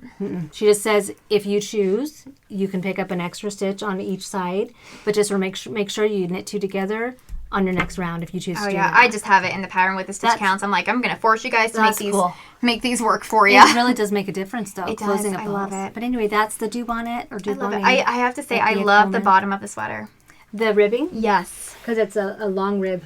Yeah, and I'm always like, oh, that's going to scrunch up and be annoying and stuff, No. but that looks like it's going to, and I know it is, but it looks like it's going to be so flattering. Well, I wore this to my nephew's wedding, and then I also wore it for 2 full days at our show, and it just held up so nicely. Yeah. I mean, I know that, like, the lace panel is, like, supposed to be the eye catcher, but I really actually I think it's a love combination. This. I love that so much. I sold a lot of yarn for this pattern you at did. my show. Yeah, you were out really fast with that color. When you put it on, it's very flattering. It's very flattering, and I wore it with a cute dress, and I wore it with jeans the next day. Yeah. So, jeans with holes in them, like holy jeans. So it looks good, casual, and dressed up. Yeah, I really like that. Really like that pattern. That'd be tempting. I might make that, actually. Oh, yeah. It's totally worth it. Or at least something with that long of it. I really like that ribbing at the bottom. I don't know what it is. I really do. I love that long ribbing. It really flattens it out, too. It doesn't, like, have that ribbing and then a bump, which I appreciate. Yeah, I do like that. Okay, well. Okay, let me see what else you're making. Yeah, I got some stuff. So, one thing I've had for a while, and I need to write it out, but it's basically just like a provisional cast on and then just a giant ass chart. Okay. And it's the chart that I don't want to, like, putting it on paper is gonna formatting and blah blah blah blah blah that stuff. All the numbers and stuff, or the colors, or no, the it's there's so much no decreases, 1 stitch count the entire way. It's just the colors, and then trying to format that to look good on paper because there's like 250 rows of it, and so making it so it's all structured nicely is my ethereal cal. Wouldn't you just have separate charts? Yeah, which is annoying. I don't think so. I think it's gonna be sense. Well, it would regardless be separate charts, but it's like structuring it on the paper to make sure it like reads well, it looks nice. If I want to do it sideways or like I just have to do all that, and then the program I use is Stitch Fiddle, and it takes forever to one by one put them in the chart. It's really pretty though. Thank you. It's in the round. Yeah, so you do a provisional cast on. And it's twisted. And that's another thing I need to figure out how to write that out. That's like, easy. You only twist it like half the stitches around, not the full stitches around. So you have to still place a marker and stuff like that. But I really, honestly, this was first going to be like so many different things. And it just turned into like a sampler of different motifs that I was playing around with and coming up with. I really like it. You would just tell them to twist it 180 degrees, right? And then add those stitches and then, yeah. Is it modular? There's a word for it. I'm not sure what it is, but there's a type of it. But I actually still need to block it. There's a type of it. There's a name cylindrical? For it. There's a name for the type of thing you do with this cowl to only do it halfway. And it's like you do a binding together of the blah, blah, blah, blah. Yeah, I wouldn't know. Yeah. It's a Let me know when you thing. find it. That's cool. But I love it. I think it's a 5-color cowl. So again, I use that dark hibernation because it's such a good base color. Are they all tonals? Yeah, no. So there's one that's speckled. So I have dark hibernation for the main color that's held throughout the entire thing to separate it. And then I have Woodland Magic. And this one is a speckled and a little bit of tonal. That's really pretty. And then I have Drink Me, which is an too. Alice in Wonderland colorway. And then I have Toffee again, which is kind of just the standard for what I call something that's similar to this. You should make that. Well, this one I have in full skeins. I don't have that one in full skeins, but this one I have in full skeins. And I actually have these kits like ready to go. I just need to write it out. And then I have Giggle Juice, which is this last peachy pink color. Name. Thanks. I like it. It's cute. And yeah, I really love how it fits and everything. And I grab this out the door all the time when it's just like a little bit muggy, a little bit like rainy weather outside. It's comfy, cozy. No, it's DK weight. This is off the Paulworth. I've worn this a ton. I've worn this at least 20 times, and I still haven't blocked it. But yeah, the pilling is very minimal. Imagine when you block it. I know. Because I mean, but I don't know how I'm gonna block it because it has a twist. Well, you can still block it. I think I'm going to. You should have them block it before they twist it. I would highly suggest that, you guys. Yeah. Just saying. I would do that. I also want to knit another one up. It's like ringing in my ear. That was weird. I want to knit another one up so I can do actually a video on how to twist it 180 and then put it together. I think that's a great idea. So I like it. Thank you. I really liked making it, and hopefully, like the kits are ready to go, you guys. I just have to actually and then have it test knit and stuff. Write it up. Yeah, I'll have it test knit. Honestly, I don't think I would need to. Because it's one cast on count the entire time, and then the chart, and then you put it together, and that's it. Yeah, no sizing, nothing. No sizing, nothing like that. I'd probably have like someone go over it to make sure it like makes sense, because I word vomit on the paper a lot, and that's why tech editors are amazing. They are. But yeah, there's a few things that I wanted to change in it, or wanted to change in it, that I went back and fixed, but I love it. I think it's going to be a really nice fall. I like it. I really like it. And I only ended up using like one skein of the main color and then like half a skein of all the rest of them. So it's manageable for like a stash buster too. Because what do you do with all those like half skeins of DK that you have from your sweaters? Well, how much, do you know what the yardage or how much for each color? Not off the top more of my than head the right mini, now. more than 20 grams? Yeah, more than a 20. Okay. Yeah. So I always have people asking me, what can I do with DK weight minis? Like, well, you could just break up the motif in something like this too. You totally could. But yeah, I'm excited to release it, and I want to release it within July. Yeah. This will be the one that I release. Because that would be a great fall-winter project. Oh, yeah, and it's fast. I like it. It's super fast. So that's my next finished object. You have one more, don't you? I do. Like a really, really pretty one? Oh, it's really pretty, yeah. It's not, I considered it FO'd finished. Okay. But it's, I have to do one underarm that I haven't done yet. This is another Thea Coleman. It's finished. She's so good. I like her writing style. Okay. My cushion's going to fall out from under me. There we go. We're on booster seats. Yeah, and because these are hard chairs. But I haven't done the underarm. That's right. The underarm, it's a Kitchener stitch underarm, so I've got to finish that. It looks like a mouth. But this is the Desert Sunrise. That's gorgeous. And I used Paulworth rotating skeins in the allspice colorway for the main color, and just I love this little detail of I was gonna say it's all about the details. Seriously. I know. And then I used Blue Water Breeze. Oh, and then I used this color. This is Dijon. For the other, the gold on there. That's a really good color combo. Isn't it? And this one was a quick one, too, because she used a size, 7. Yeah. I think this was a 6 for the ribbing and a 7 for the sweater. Yeah, I always do 2 nidal sizes. This is Paulworth sizes. Also. I always, when I'm doing the ribbing, I always do 2 sizes smaller. Do you? Mm-hmm. So that's a good idea. I love doing that. Yeah, that gives it a little more, it holds it a little bit better. Yeah. And so this one I blocked nice and comfy. Big. Nice. But I have to finish the underarm, but it's going to be so cozy. Dude, you're going to wear... Oh my God. What the heck? Am I boring you? Oh my gosh. Oh my gosh, no, you said cozy and I got tired. Oh, sorry. No, you're going to wear the crap out of that thing. That looks so squishy. I've done one underarm, but I have to close the hole. See, you get the big hole. And I don't know why I just haven't done this. I've already blocked it. Oh my God. Like, I'm like, I don't want to do loser. the other underarm. I'm just going to go block it, okay? Or you can just not raise your arm at all that day. It's kind of big. Just kind of go like this all day and be like, hey, guys. This one she does Kitchener. I would just use the same method as you did for this one. You can't. It's not, because you don't put these on live, like on a holder. Mm-hmm. This one's a little different. She picks up, I'd have to remember it because it's not the same. It's no Kitchener closure at the end. It becomes part of like the sleeve. It becomes part of the stitches. Oh. So it's hard to explain, but this one is you actually. Oh no, I get what you're saying, but yeah, you still can't pick up in the hole for these when you're doing Kitchener. Well, but I did, but you like when you close it up, there's look at how much space. There's a hack you can do for that too. I probably could, but closing it, this one, I'm just going to close it up.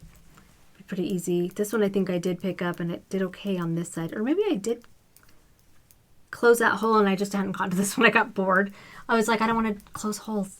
Anyway, this was a really good one by Thea Coleman. And I also think it's Baby Cocktails is another one of her books or names or designer name. I don't understand what it is exactly. I don't know. But it's a book. Thea Coleman. Yeah. And it's Desert Sunrise. And I love it. I love the sweater. I can't wait to wear it in the winter. Or the fall with boots and I know. It'd be so cozy. With a cowl. With a cowl? Because you don't have any busy stuff at the top. It's all at the bottom. So you could actually I want to make a cowl. I love that cowl. I want to make some cowls. Yes. Oh, that makes me so happy. Okay, good. Okay, what else do you have? Do you have another? Yeah, I have one left.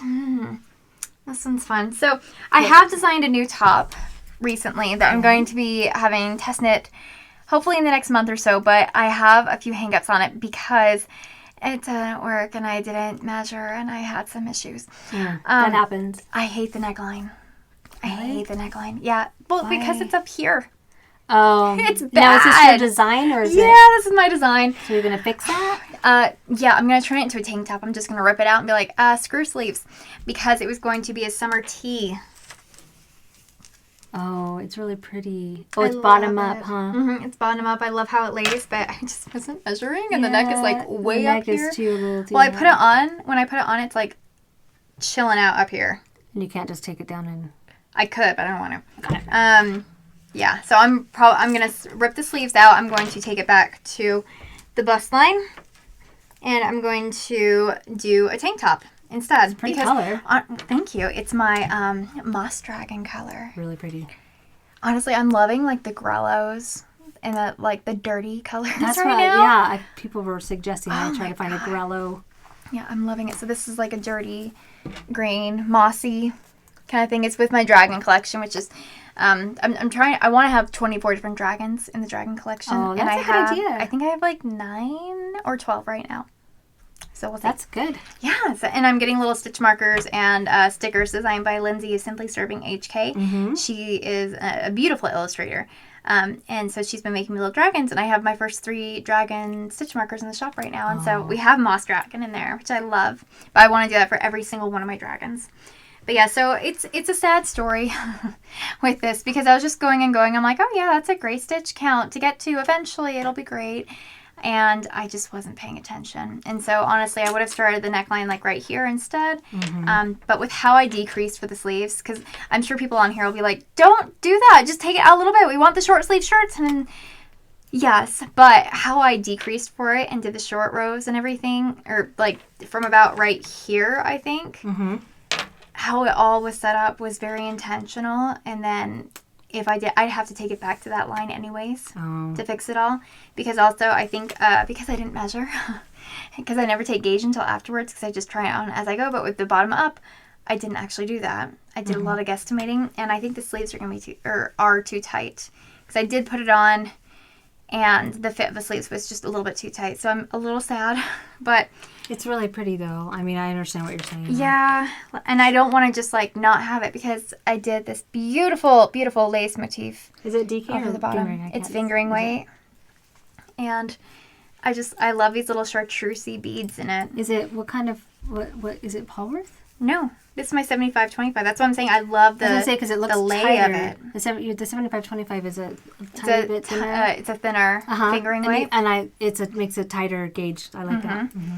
But I alternate skeins through it, and the thing that's great is that my summer court tank is actually, it's another pattern with lace beads at the bottom, and I was originally going to be making that, and then I don't follow my own directions, and I got past the cast on, I'm like, screw that, and so I designed a new lace chart. I'm like, oh, I'll just make a new tank top, and from the get-go, I was just going to do a tank top, and I don't know why I didn't just do a tank top, because that one already is size graded.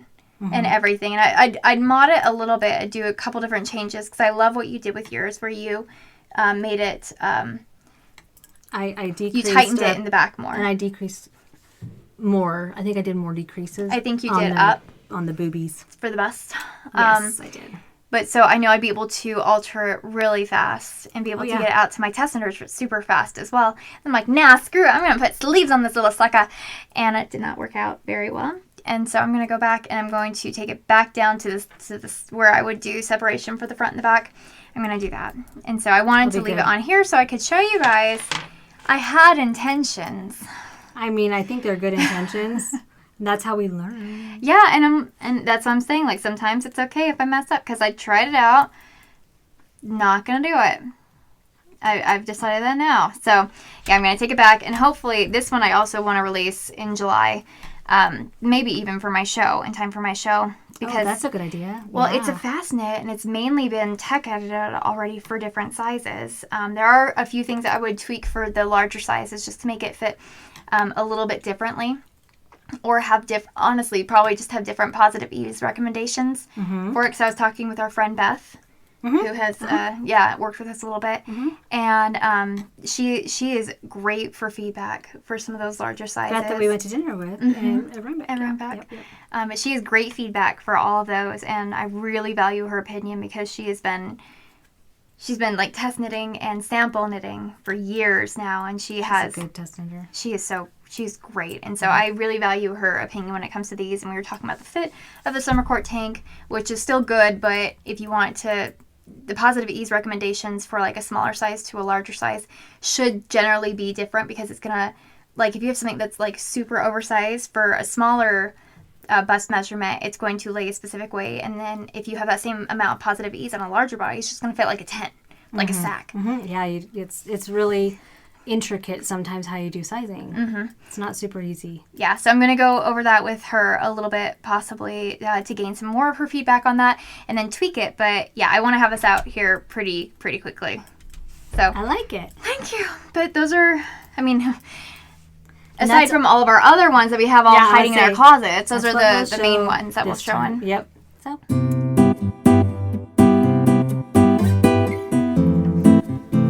And so, what are those? We must see what those are right there. Have you heard of rabbit holes? Yes. Well, I've been like plunging down them. Where'd you learn how to do that? I've been like swan diving down every single one I can find. And I again, at this time of the year, like when it's hot and stuff, I tend to do this. Last year, I think it was wall weaving and just regular weaving. That's right. That's right. And I still love doing that. I absolutely love doing that. And I have to show some of that at some point. Wow, I totally forgot about that. That's right. I have some finished pieces. Yeah. But yeah, and so now it's been stitch markers. And I just I fell in love with resin stitch markers, which are a pain to make.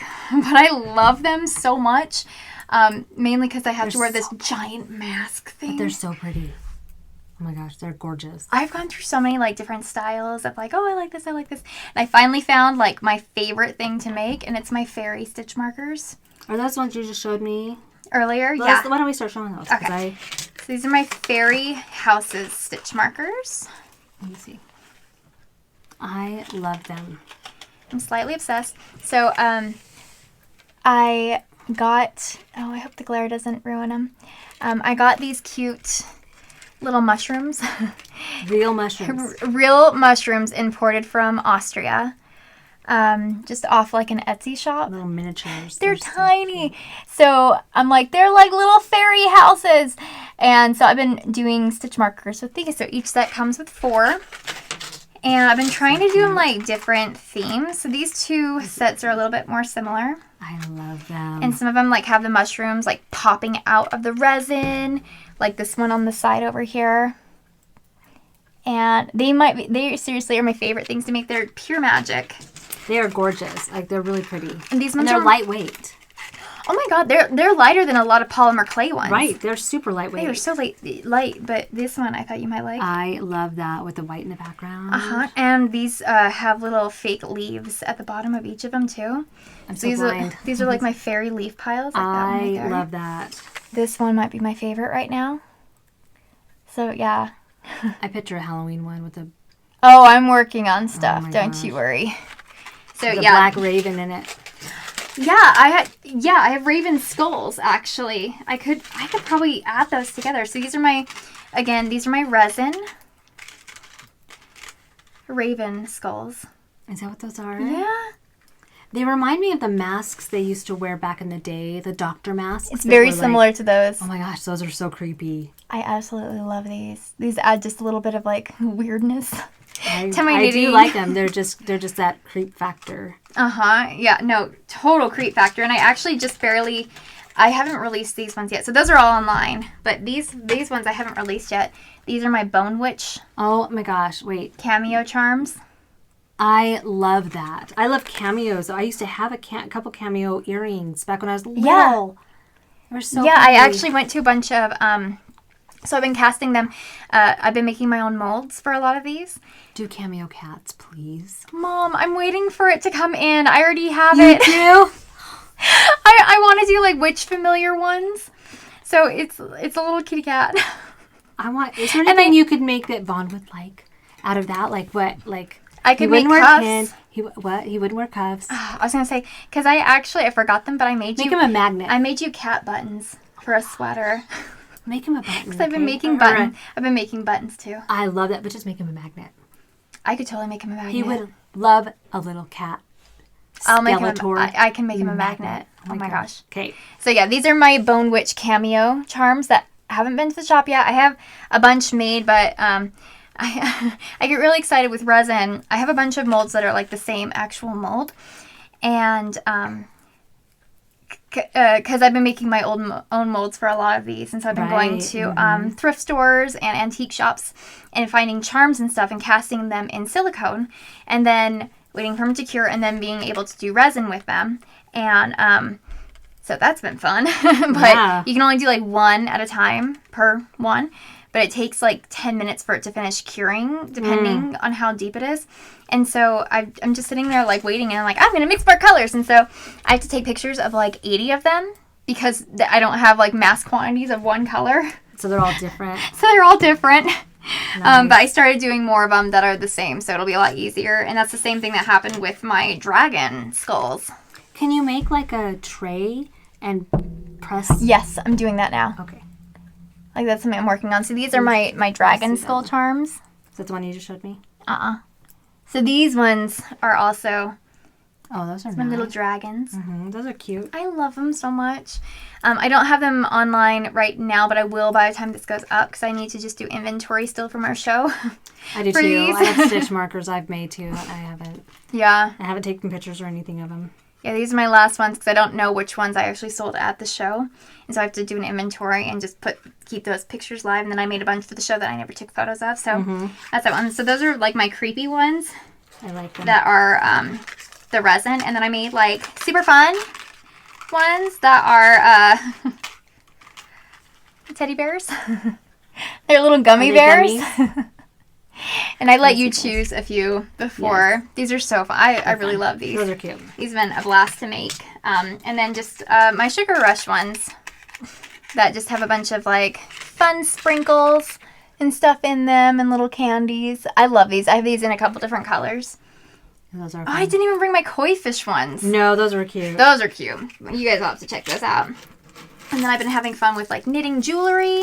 And so I have my runes knitting bracelets. So rune stitch markers. Those are really pretty too. I love them because you can go like as delicate as you want. It looks like quartz. Yeah, I was going to say you can go like as delicate as you want. So these ones actually have flowers inside them. Let me see. Oh, So I really like these ones. But yeah, they're super fun to make, and I always lose my stitch markers, and so having like knitting jewelry where you're wearing it on it, and it's nice to sit down and make something different, you know. No, I've been saying a deep dive, decompress. So like resin has been a huge thing for like a couple months for me now, but I just barely started getting into polymer clay. Oh boy. And there's so much more versatility in that. And I just figured out I probably should have cooked these longer, so I'm actually not going to be selling these. I'm going to keep these for me because they're probably going to break. I love them. But I'm going to make some similar ones. So here's my little cute tombstone ones that I made. The cute little ghosty. I do like those. Yeah. I think we need more gothic and weird and dark stitch markers out there because there's so many that are cutesy and stuff. But I want like pretty little gothic style. Yes, really cute. And so these are more of the style that I'll be going for. But yeah, like I said, I'm not going to sell these ones because I think they might break. And since I already put a varnish on them, I can't cook them again. Oh. So, because that's just, chemicals. Yay! Right. We don't want to do that. So, but yeah, that's why I've been playing with the polymer clay. And I have like 90 cutouts coming for me so that I can like little teeny cookie cutters. Cookie cutters, that's so cute. And I'm going to have a blast. I may actually have to end up opening a separate company just for the stitch markers. But we all need things to do that help us decompress. Yeah, and I mean, I'm still knitting, I'm still designing, but it's great to be able to find something that doesn't wear my body down as fast. Right. Mm-hmm. Which yarn dyeing definitely does. So yeah, it's not easy. I mean, it's very rewarding, and I love doing it. Oh, I absolutely love it. I crave I'm not doing stop. it some days. But sometimes, our hands and stuff do give out a little bit. So it's nice to be able to sit down and especially when there's like a lot of them. But sometimes you just get so inspired as well. Like yes, whatever you're totally doing in that mode right now. Oh my god, yeah, you've been like killing it with your. Should I show those now? Yeah. Well, I wanted to make some more tonals for winter that were unique, I guess. These are right up my alley. They really are. Just to let you Your know, style, I love these so much. And because I tend to make, I mean, you can see my tonals on the top row up there. Well, they can't, but yeah. You can. Okay. But like, I try to appeal to everybody. So I want to have some, light colors like this, neutral colors, cocoa type colors. Oh, yeah. But then I also want to have bold, like my grapefruit color, which is like a bright peach, fluorescent peach. But then I'm like, I don't really have a lot of real gothic-y dark colors, so I started creating some. So let me show you. I love them so much. So this one, I don't remember which is which. So this is my new Gothic Red. And you can see it's got the darkness shadows in it. It just turned out so beautiful. That's why I love tonals, because it's not solid. It's tonals. Tonal, Oh, right. God, I love that. So I've made several. This is the Gothic Purple. I have a Gothic... I do like that purple. Burgundy. I can't see the light. It's like Gothic Burgundy. That's coming out really true to color. Good. And then this is the Gothic Teal. Oh, God. I do like this one. This one turned out that. really well. And Gothic Moss.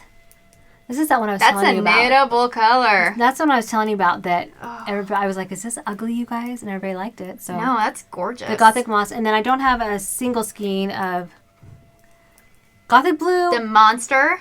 This is another thing I've been working on. These are grande skeins. And for those of you that have followed us for a while, and I've probably shown these in the past, I just haven't made them for a long time. Yeah. Well, they take a lot. They take a little bit of effort. And what I started doing, it used to be that I'd have a cone of 1,000 grams and I'd wind off the cone. Mm-hmm. But I'm like, I don't have any more cones. And not all the yarn that I sell in skeins comes in cones. Yeah. Like the Biscotti DK, which is an 8515 DK, does not come in a cone.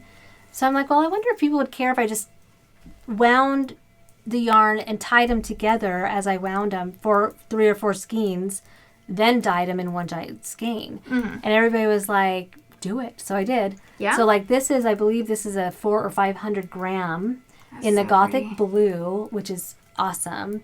And so I've got different sizes.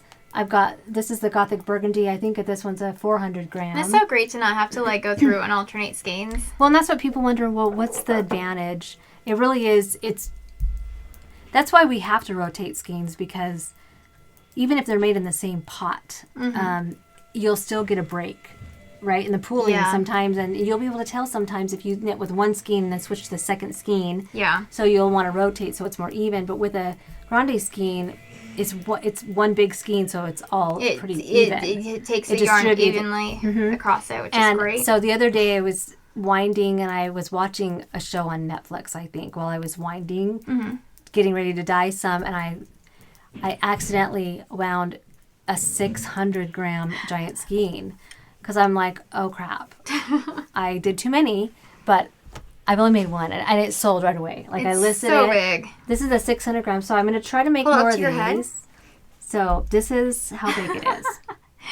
It's that's 6 fingering skeins weight. of fingering weight yarn. My God. DK, I don't think I'd be able to do. No. Because I also cake it up at the end because you have to.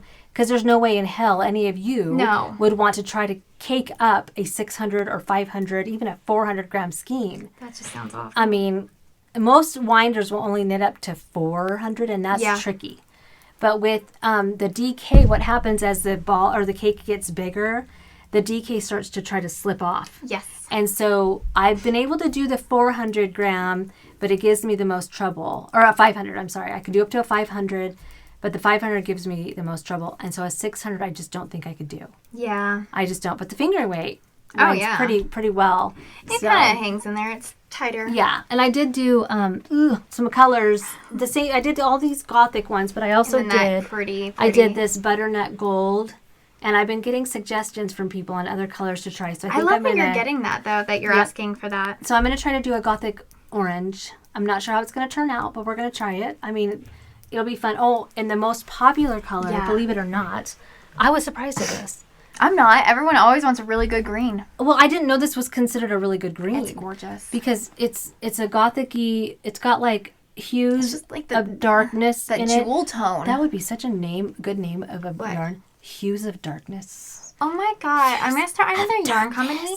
Hues of Darkness would be... Don't anybody steal that. You guys, TM. Stop. Trademark. Okay. You heard it here first. It even kind of looks a little brighter on screen. It's a darker... It's darker than that, yeah. Gothic-y green. And this is the non-merino. This is the 75% wool. Yeah. Australian wool. I like that. And that is another really good one for durability. Yes, it is. It's a little more rustic feeling, but... Love it. I do love that. So anyway, I'm listing these as fast as I can make them, but they are moving very quickly, especially in like the green and the blue and the red. The red is, I can't keep these in stock. We just love our jewel tones. The jewel tones, I can't. And I am grateful and I appreciate everybody for, for purchasing those, because when we try something new like that, we never know how it's going to go. No. And even colors, I think we've talked about this before. Oh yeah, no, you can be make obsessed with a color and be like, oh my God, I love it so much. And then it's like, why are none of you guys as excited about this as I am? And when we did our show, oh God, and we've talked about this before too, when you're in person, you don't sell the same things you do when you're selling online. It's a completely different. I mean, I couldn't believe that's why I brought so many. I'm just like, my most popular color, I think, okay, this is going to surprise people, was the reds. Reds are just not one of those colors that people are drawn to normally. No. And for in person, you're just like, these weren't like Gothic-y reds, really. It was, it was chili pepper, which is it's a really vibrant. It's a red. It's not like dark and gloomy. Yeah. And that one I sold a lot of. What about you? What did you find was your bigger... Did anything sell that you were like... I sold a lot of minis. And that's interesting. That was fun. I sold some minis, but you sold more than I did. I sold a lot of minis. I sold a lot of single minis. I do have single minis in the shop now. That's right. I'm not ever going to do that. But that's right, good for you. I have so many minis. I know you do. I'm like, I might as well put them in. I have some 50-gram skeins. But there's a lot of... I think Stephen West came out with a pattern that you use different color minis. Well, you do for my you do for yours sweater too. Mm-hmm. But his is like big skeins and little skeins in it or something, but it calls for like 3 or 4 minis. Anyway, I thought, well, I might as well start putting them in for heels, toes, and cuffs. Mm-hmm. Do you get that question ever? Do people say, do you have any single minis? No. I get that a lot. No, I never get that question. I never have a lot of people ask me what to do with minis, and so that's why I came up with that pattern. Because I'm like, hey, look! And then also I have other suggestions for other designers and stuff for them. But yeah, no, I don't ever get anyone requesting single minis. I do over the years, I have, and so I thought, and I do sell them if I have stuff for them, but I thought, well, I might as well start putting them in there so people can add them on if they want. Oh, yeah. for sock sets. At the show, I was actually surprised that I sold some of my roving. Oh, show us a bit of my roving. Oh, yeah. Guys, I started dyeing roving yarn because, and your yarn. Rabbit holes. I want to see your gloomy colors. You got some great colors. Oh, yeah, I got some gloomy colors. So I started selling roving, which I'm still learning. Because I'm a spinner now, too. She's a spinner. I spun successfully for like 15 minutes. Are not. I like it. I was actually very surprised. I want to do it. Are you kidding? I just no. can't. Oh, okay. I can't start a new hobby. Mom. Seriously, you guys. No, I got an Ashford E-spinner, the jumbo. Ashford E-spinner. You did? And I love it. Yeah, because at first I got the little nano. I have the electric eel. Is that what it is? The electric eel? Yeah, electric eel too. And it does not work for me. It may work for other people who've been spinning for a while, but it's not heavy enough to pull against. Yeah. And so it's like you almost have to clamp it on. And so 2 hours into trying to work this little tiny thing that honestly is really cool. I thought I broke it. Really? I probably did, honestly. And so we were talking to Beth again, or I was talking to Beth again, and she told me about the one that she has, and a lot of other people were recommending it. I'm like, okay, yeah. Ashford's a good brand. It's a lot. It's a big investment. But I'm like, I know I want to learn how to spin. And so getting that recommendation was great. And honestly, I put it together and got it going, and I'm like, I'm a spinner. I hear it's very soothing. It's so nice. I just need to get a table that is the good height for it because my little coffee table's not gonna do the trick. Wait, so is it a portable? It's not like a stand-up wheel? It's not a stand-up wheel. It's portable, but it's like the whole thing is like this big. Okay. And so I just got a carrying case for it for not on wheels, a wheelie thingy. Wait, so you don't have to use a pedal? No. I want to get one with a pedal. Well, I mean, you can have a pedal, but you can also click it, and it'll on the pedal you can click it. Okay. Or put it to the thing where you click it, or you can put your foot on it. Like there's a couple different things you can do with it. But yeah, I spun successfully, and so this is not roving. This is the other one. I don't ever know what it's called either. I always call it roving. Is it fiber? Just fiber? It's been combed. All the fibers are going the same direction. It's combed fiber. Thank you. I started dyeing fiber. This is my BFL content, and it's just 100% BFL. It has a 25 to 27 microns. Well, I have a question then. So if it's combed... Comb top. Okay, it's a comb top, but then when you spin with it, is it considered worsted spun because it's combed first where all the fibers are facing the same direction? Because you have worsted spun. I think it would be considered that, actually. There's worsted spun and... Woolen spun. And woolen spun is the puffier, but the fibers are going all different directions. Honestly, I think that might, yeah. I think that if it's... Look at us. I have no idea, but we're learning. We're guessing. We're assuming. Yeah. Which is great. But I most of the yarn that we dye is worsted spun. Yeah. Most of it is, yeah. But I have 6 different combinations, fiber content combinations. Look at me. I'm a pro. So I have BFL. I have oh my God. Not Tussa. So I have Polworth. I have Falkland. I have Cheviot, I have Cordell Cross, I have a South American wool, and I also have Targhee. Targhee, I love Targhee. I love Targhee. Is that the stuff? Do you know? It's. Don't ask me on here. Well, have you? Because I'll look ridiculous. We got those Advent socks at Rhinebeck at Indian Tangle. I think that's Cordell. Is it? Because they have Targhee and Cordell, and I didn't know which one it was. I know the Advent ones. I got Cordell, which is we're talking about self-striping yarn from Wool and Nosh. Yeah, Woolen and Nosh. Woolen and Nosh. I have it right here next to me, but it's amazing. It's squishy. Yeah. But yeah, so I have a bunch of different fiber in the shop, so I wanted to show that off. But just a couple of new colors that I've come up with recently. I've been listening to Throne of Glass again, which is a series by Sarah J. Maas, and I came out with the women in that little collection. That is beautiful. I love it. This is Dark and Beautiful Creatures. Blue. That is gorgeous. These are all based off of one of the kick-ass women in the series. So this is Dark and Beautiful Creatures. So pretty. And this is Caltane. Your style is so different than mine. I know it but is. our colors always coordinate. They always complement. I love it. They always do. That's why our Advent is awesome. Oh, I know. This is Asterin, which is honestly one of the next colors I'm going to knit into something. I really like it. I need to see it up close. It's more of it has a lot of that mauve in it. Oh, and this golden. Is Sorrel, which is going to be a summer court tank for me soon. I love the neutrals of this one. I know exactly which colors these are because they sit on the yarn so beautifully. And this one is Aylin. So I have these 5 ladies, and I love it. They're gorgeous. Love that. And then these are just some colors that I've taken a fancy to, and are new colors or colors that I haven't had for years and years and years. So this is Summer or haven't that I haven't had in the shop for years. Oh. So this is Summer of the Witch. This was a show colorway, but so many people are like, give me, that I made more. Awesome. So it's in the shop now. It's only going to be in for like the next few months though. So it's just, honestly, it's just fun. I really like this color. This is one of my dragon colors. This is Fairy Dragon. I need to see that one. My eyes were drawn, though, to that. I like these ones.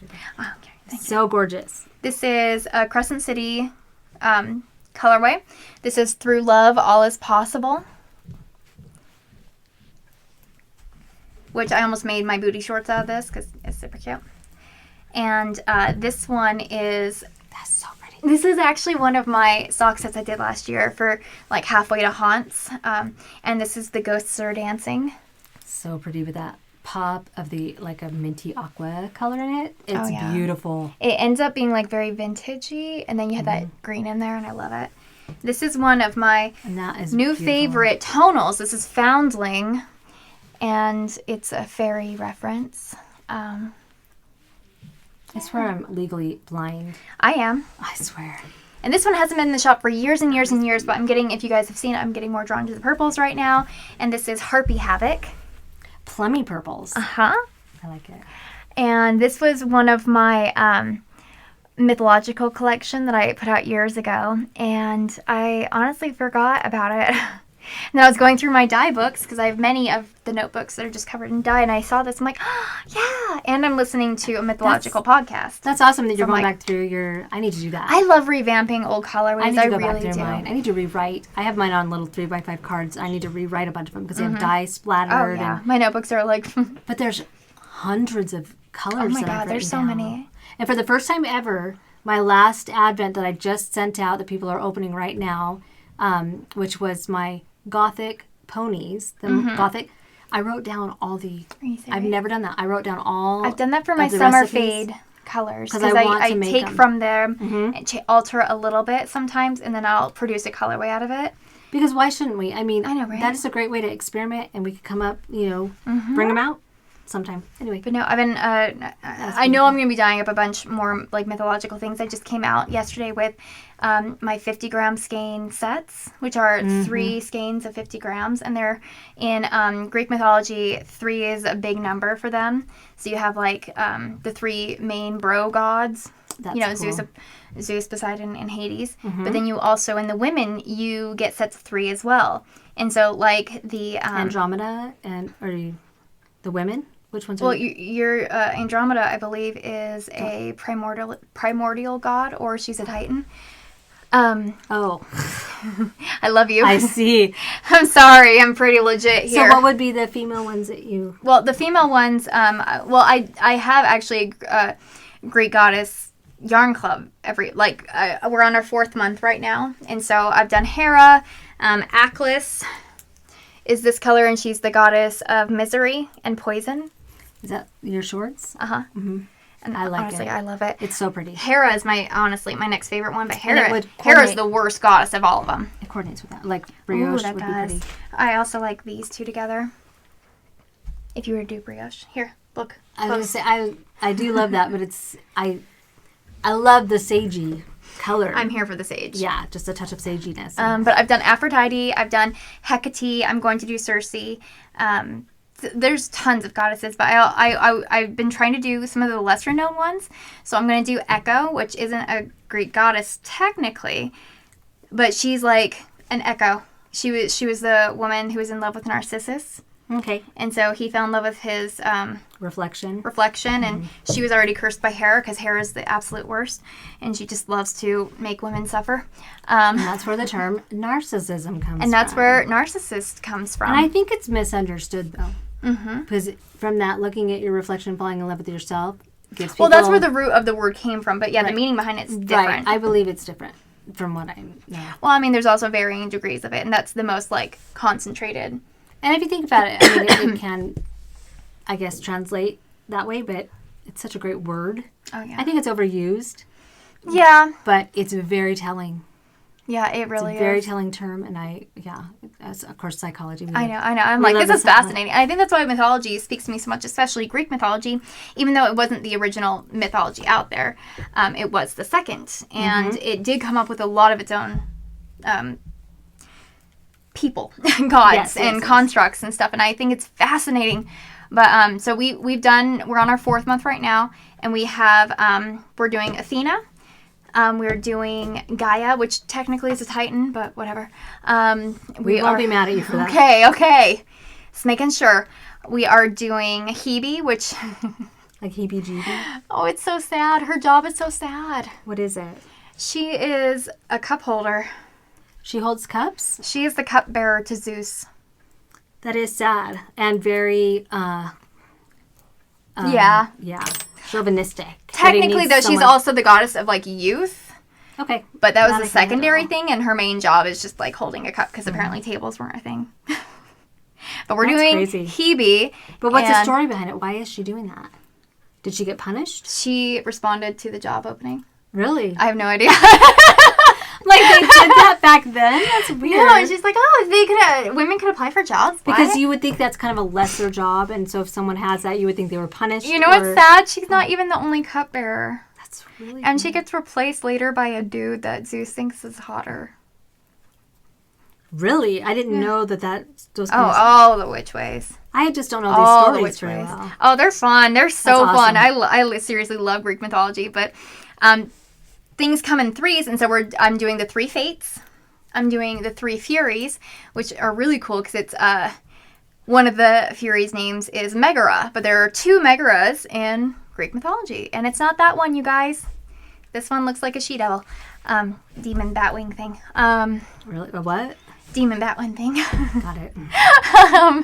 And we're also doing the 3 Gorgons, which are Medusa, Uriel, and Stheno.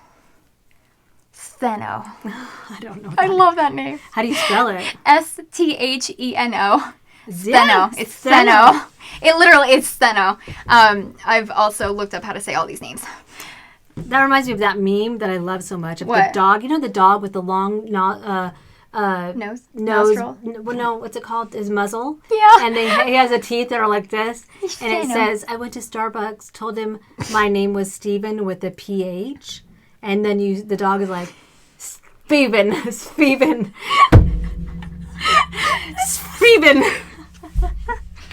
I don't know why, but that every time now, I'm not making fun of Steven, but every time I hear the name Steven now, if I see it's written with a PH, I'm always like, Steven. Under my breath. Steven. I just think that was, especially they have that cute little doggy with like the teeth that are like, you know what I'm talking about. I do know which one you're talking about, but I just keep imagining, because, okay, honestly, my Instagram is yarn and French bulldogs.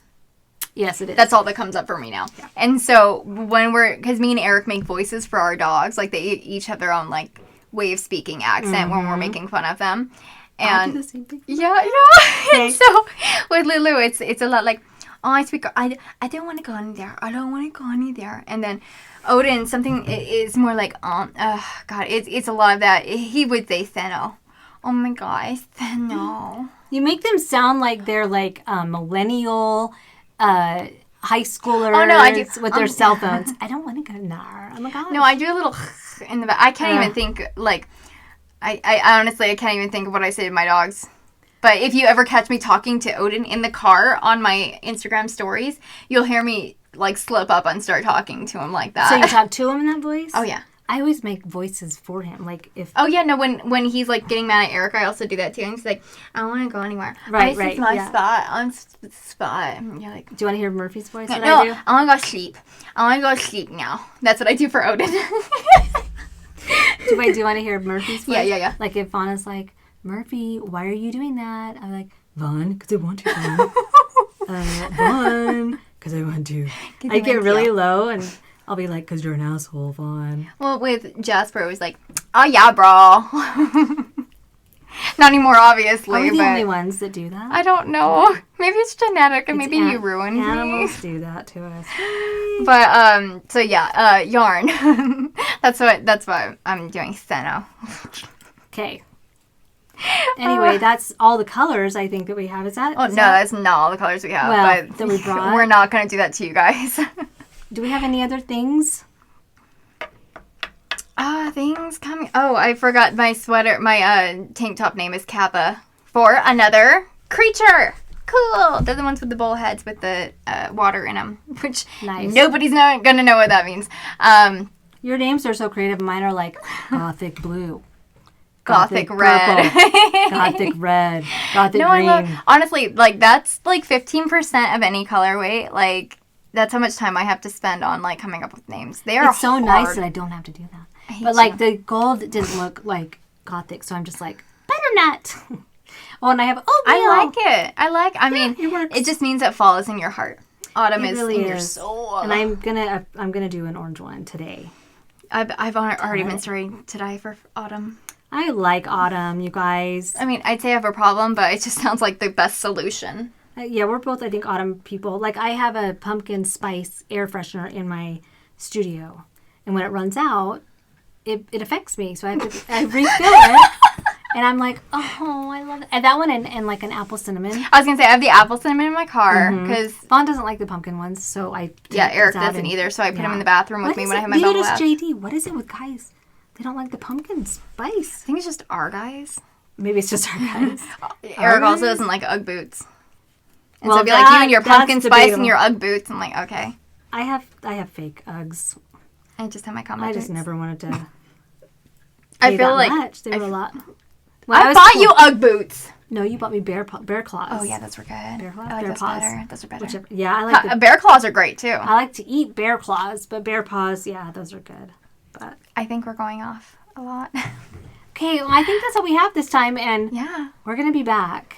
Yeah, we are. We're gonna try to be consistent monthly, at least. Consistently monthly. Well, I think now that we have kind of a system in place, like in our own like shops, in our lives, in our brains, I think it'll be a lot easier to kind of be able to manage time and put time aside. Cause we're gonna try.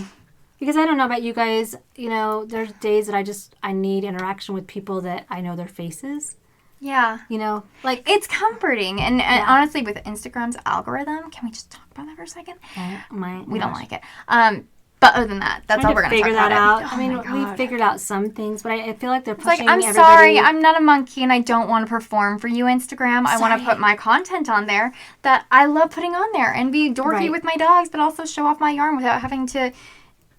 Make a video where you're like mouthing the words to. I hate and the that reels so are much. fun to watch and stuff, but mine wouldn't be. I mean, I've made a few, but I'm not as clever, and I don't have the time to be clever and write a script. No, or do all the things. So I do the best I can, and I know they're pushing people towards the reels on Instagram, and so I'm not sure what's going to happen with algorithms and stuff. Yeah, and it honestly, it's taken away so much of the community aspect of Instagram. It really has. And I just miss interacting with people. So I honestly, like, when we were both like, yeah, we have time for podcasting again, it's like, oh, hell yeah, let's do it. So we're going to try to do that. And, I mean, and if you guys can like and maybe share the videos. Or subscribe. Let us know that you're great. That you enjoy that you're great. That comment. We're okay. Yeah, make some comments if you want. And let us know if you guys have any questions for anything like designing yarn, dyeing, or if you'd like, if there's things rabbit hole jumping. Yeah, if you'd like to see us talking about things. I know that part of our podcast has always been mental health, and so I do want to get back to some mental health things in the future. Well, we can definitely jump down that Greek mythology rabbit hole and talk about all of the origins of all of these amazing. Well, because mania actually. Okay, never mind. That's a thing. Yeah. Well, and there's just so much. Mental health, as you know, could be its own podcast, which I was going to do. It just didn't work out. It's a lot. It is a lot. And it's with a podcast that's about mental health, you and I sitting here bouncing ideas off each other is such a great way to do it. But when you're just the lone person, I never want to be up there sounding like I'm the expert. Oh, so there's so many armchair experts out there. I like to have interviews and stuff with people, and that's just a lot of work, a lot of editing, and And I still would love to do that, but that's going to have to wait. Yeah. No, I understand that. I totally get that. Because, even my own YouTube channel, I'm just like, I'm going to do a vlog. And then I record, 2 videos. And, that weekend, I'm just like, oh, that didn't happen, did it? Oh, and you were going to mention, I want to mention, too, we both have newsletters. Oh, my gosh, yeah. I've got to get better. In fact, I've been talking to a friend of mine that is also a knitter, awesome knitter, to help me do mine. Because I'm just not good at it. They take time. They take a lot of time, and it's nice to put a schedule together and be like, oh yeah, you're gonna get your newsletter this day. Now what I did, because I think we put so much pressure on ourselves to be like how everybody else does it, how we think it should be, it's just I'm not gonna have a set date of when I put my newsletter out, but when I have stuff coming up that's enough that I can put it all into one, that's great. But I'm not going to be spamming you guys every 2 days or whatever. But I at least want to do one once a week or once every other week, just to kind of give people updates, because I will have super secret dates in the newsletter of hey, this will be in the shop and you guys are the only ones who know about it right now. So make sure you subscribe to both of our newsletters. They're on our websites. Even if we don't send them out very often, we're going to try to get better. I know I am, and I know you are. But just know that one of the things about Trysten and I both is we value authenticity. And so we are going to be who we are. And so just so you know, we put pressure on ourselves to try to be the best we can be. And sometimes we fall a little bit short, and that's okay, right? Yeah. And so this newsletter is one that I know that I've wanted to push myself a little bit harder in to be more up to date on, Yeah, I think, it's good information because of the reels and because of how Instagram is, it has been pushing people away regardless, because it's I just want to see pretty pictures. I don't want to have to hide that I'm on my phone at work when the volume goes off when I go to like something, and then the freaking music starts off, and it's just I can't be on Instagram anymore. So it's just crazy. So I get that. And so, the newsletters are a great way to just kind of share parts of what we have going on. I know I shared a recipe last time of my fairy dip that I do year round, but especially in the summer, I shared that one again. I've shared banana bread from the one time I did banana bread, and it was so good. Banana bread's so delicious. Good. Oh, it's so good. I know I've shared coupon codes last time or 2 times before. I had a coupon for a free copy of my summer court tank for everyone who wants to start knitting those summer. And that's what I want to do, is be able to send out, because I make little patterns sometimes of ornaments or a pair of shorty socks or something. So it's a lot of fun. But let us know. I hope you're okay if I talk about this.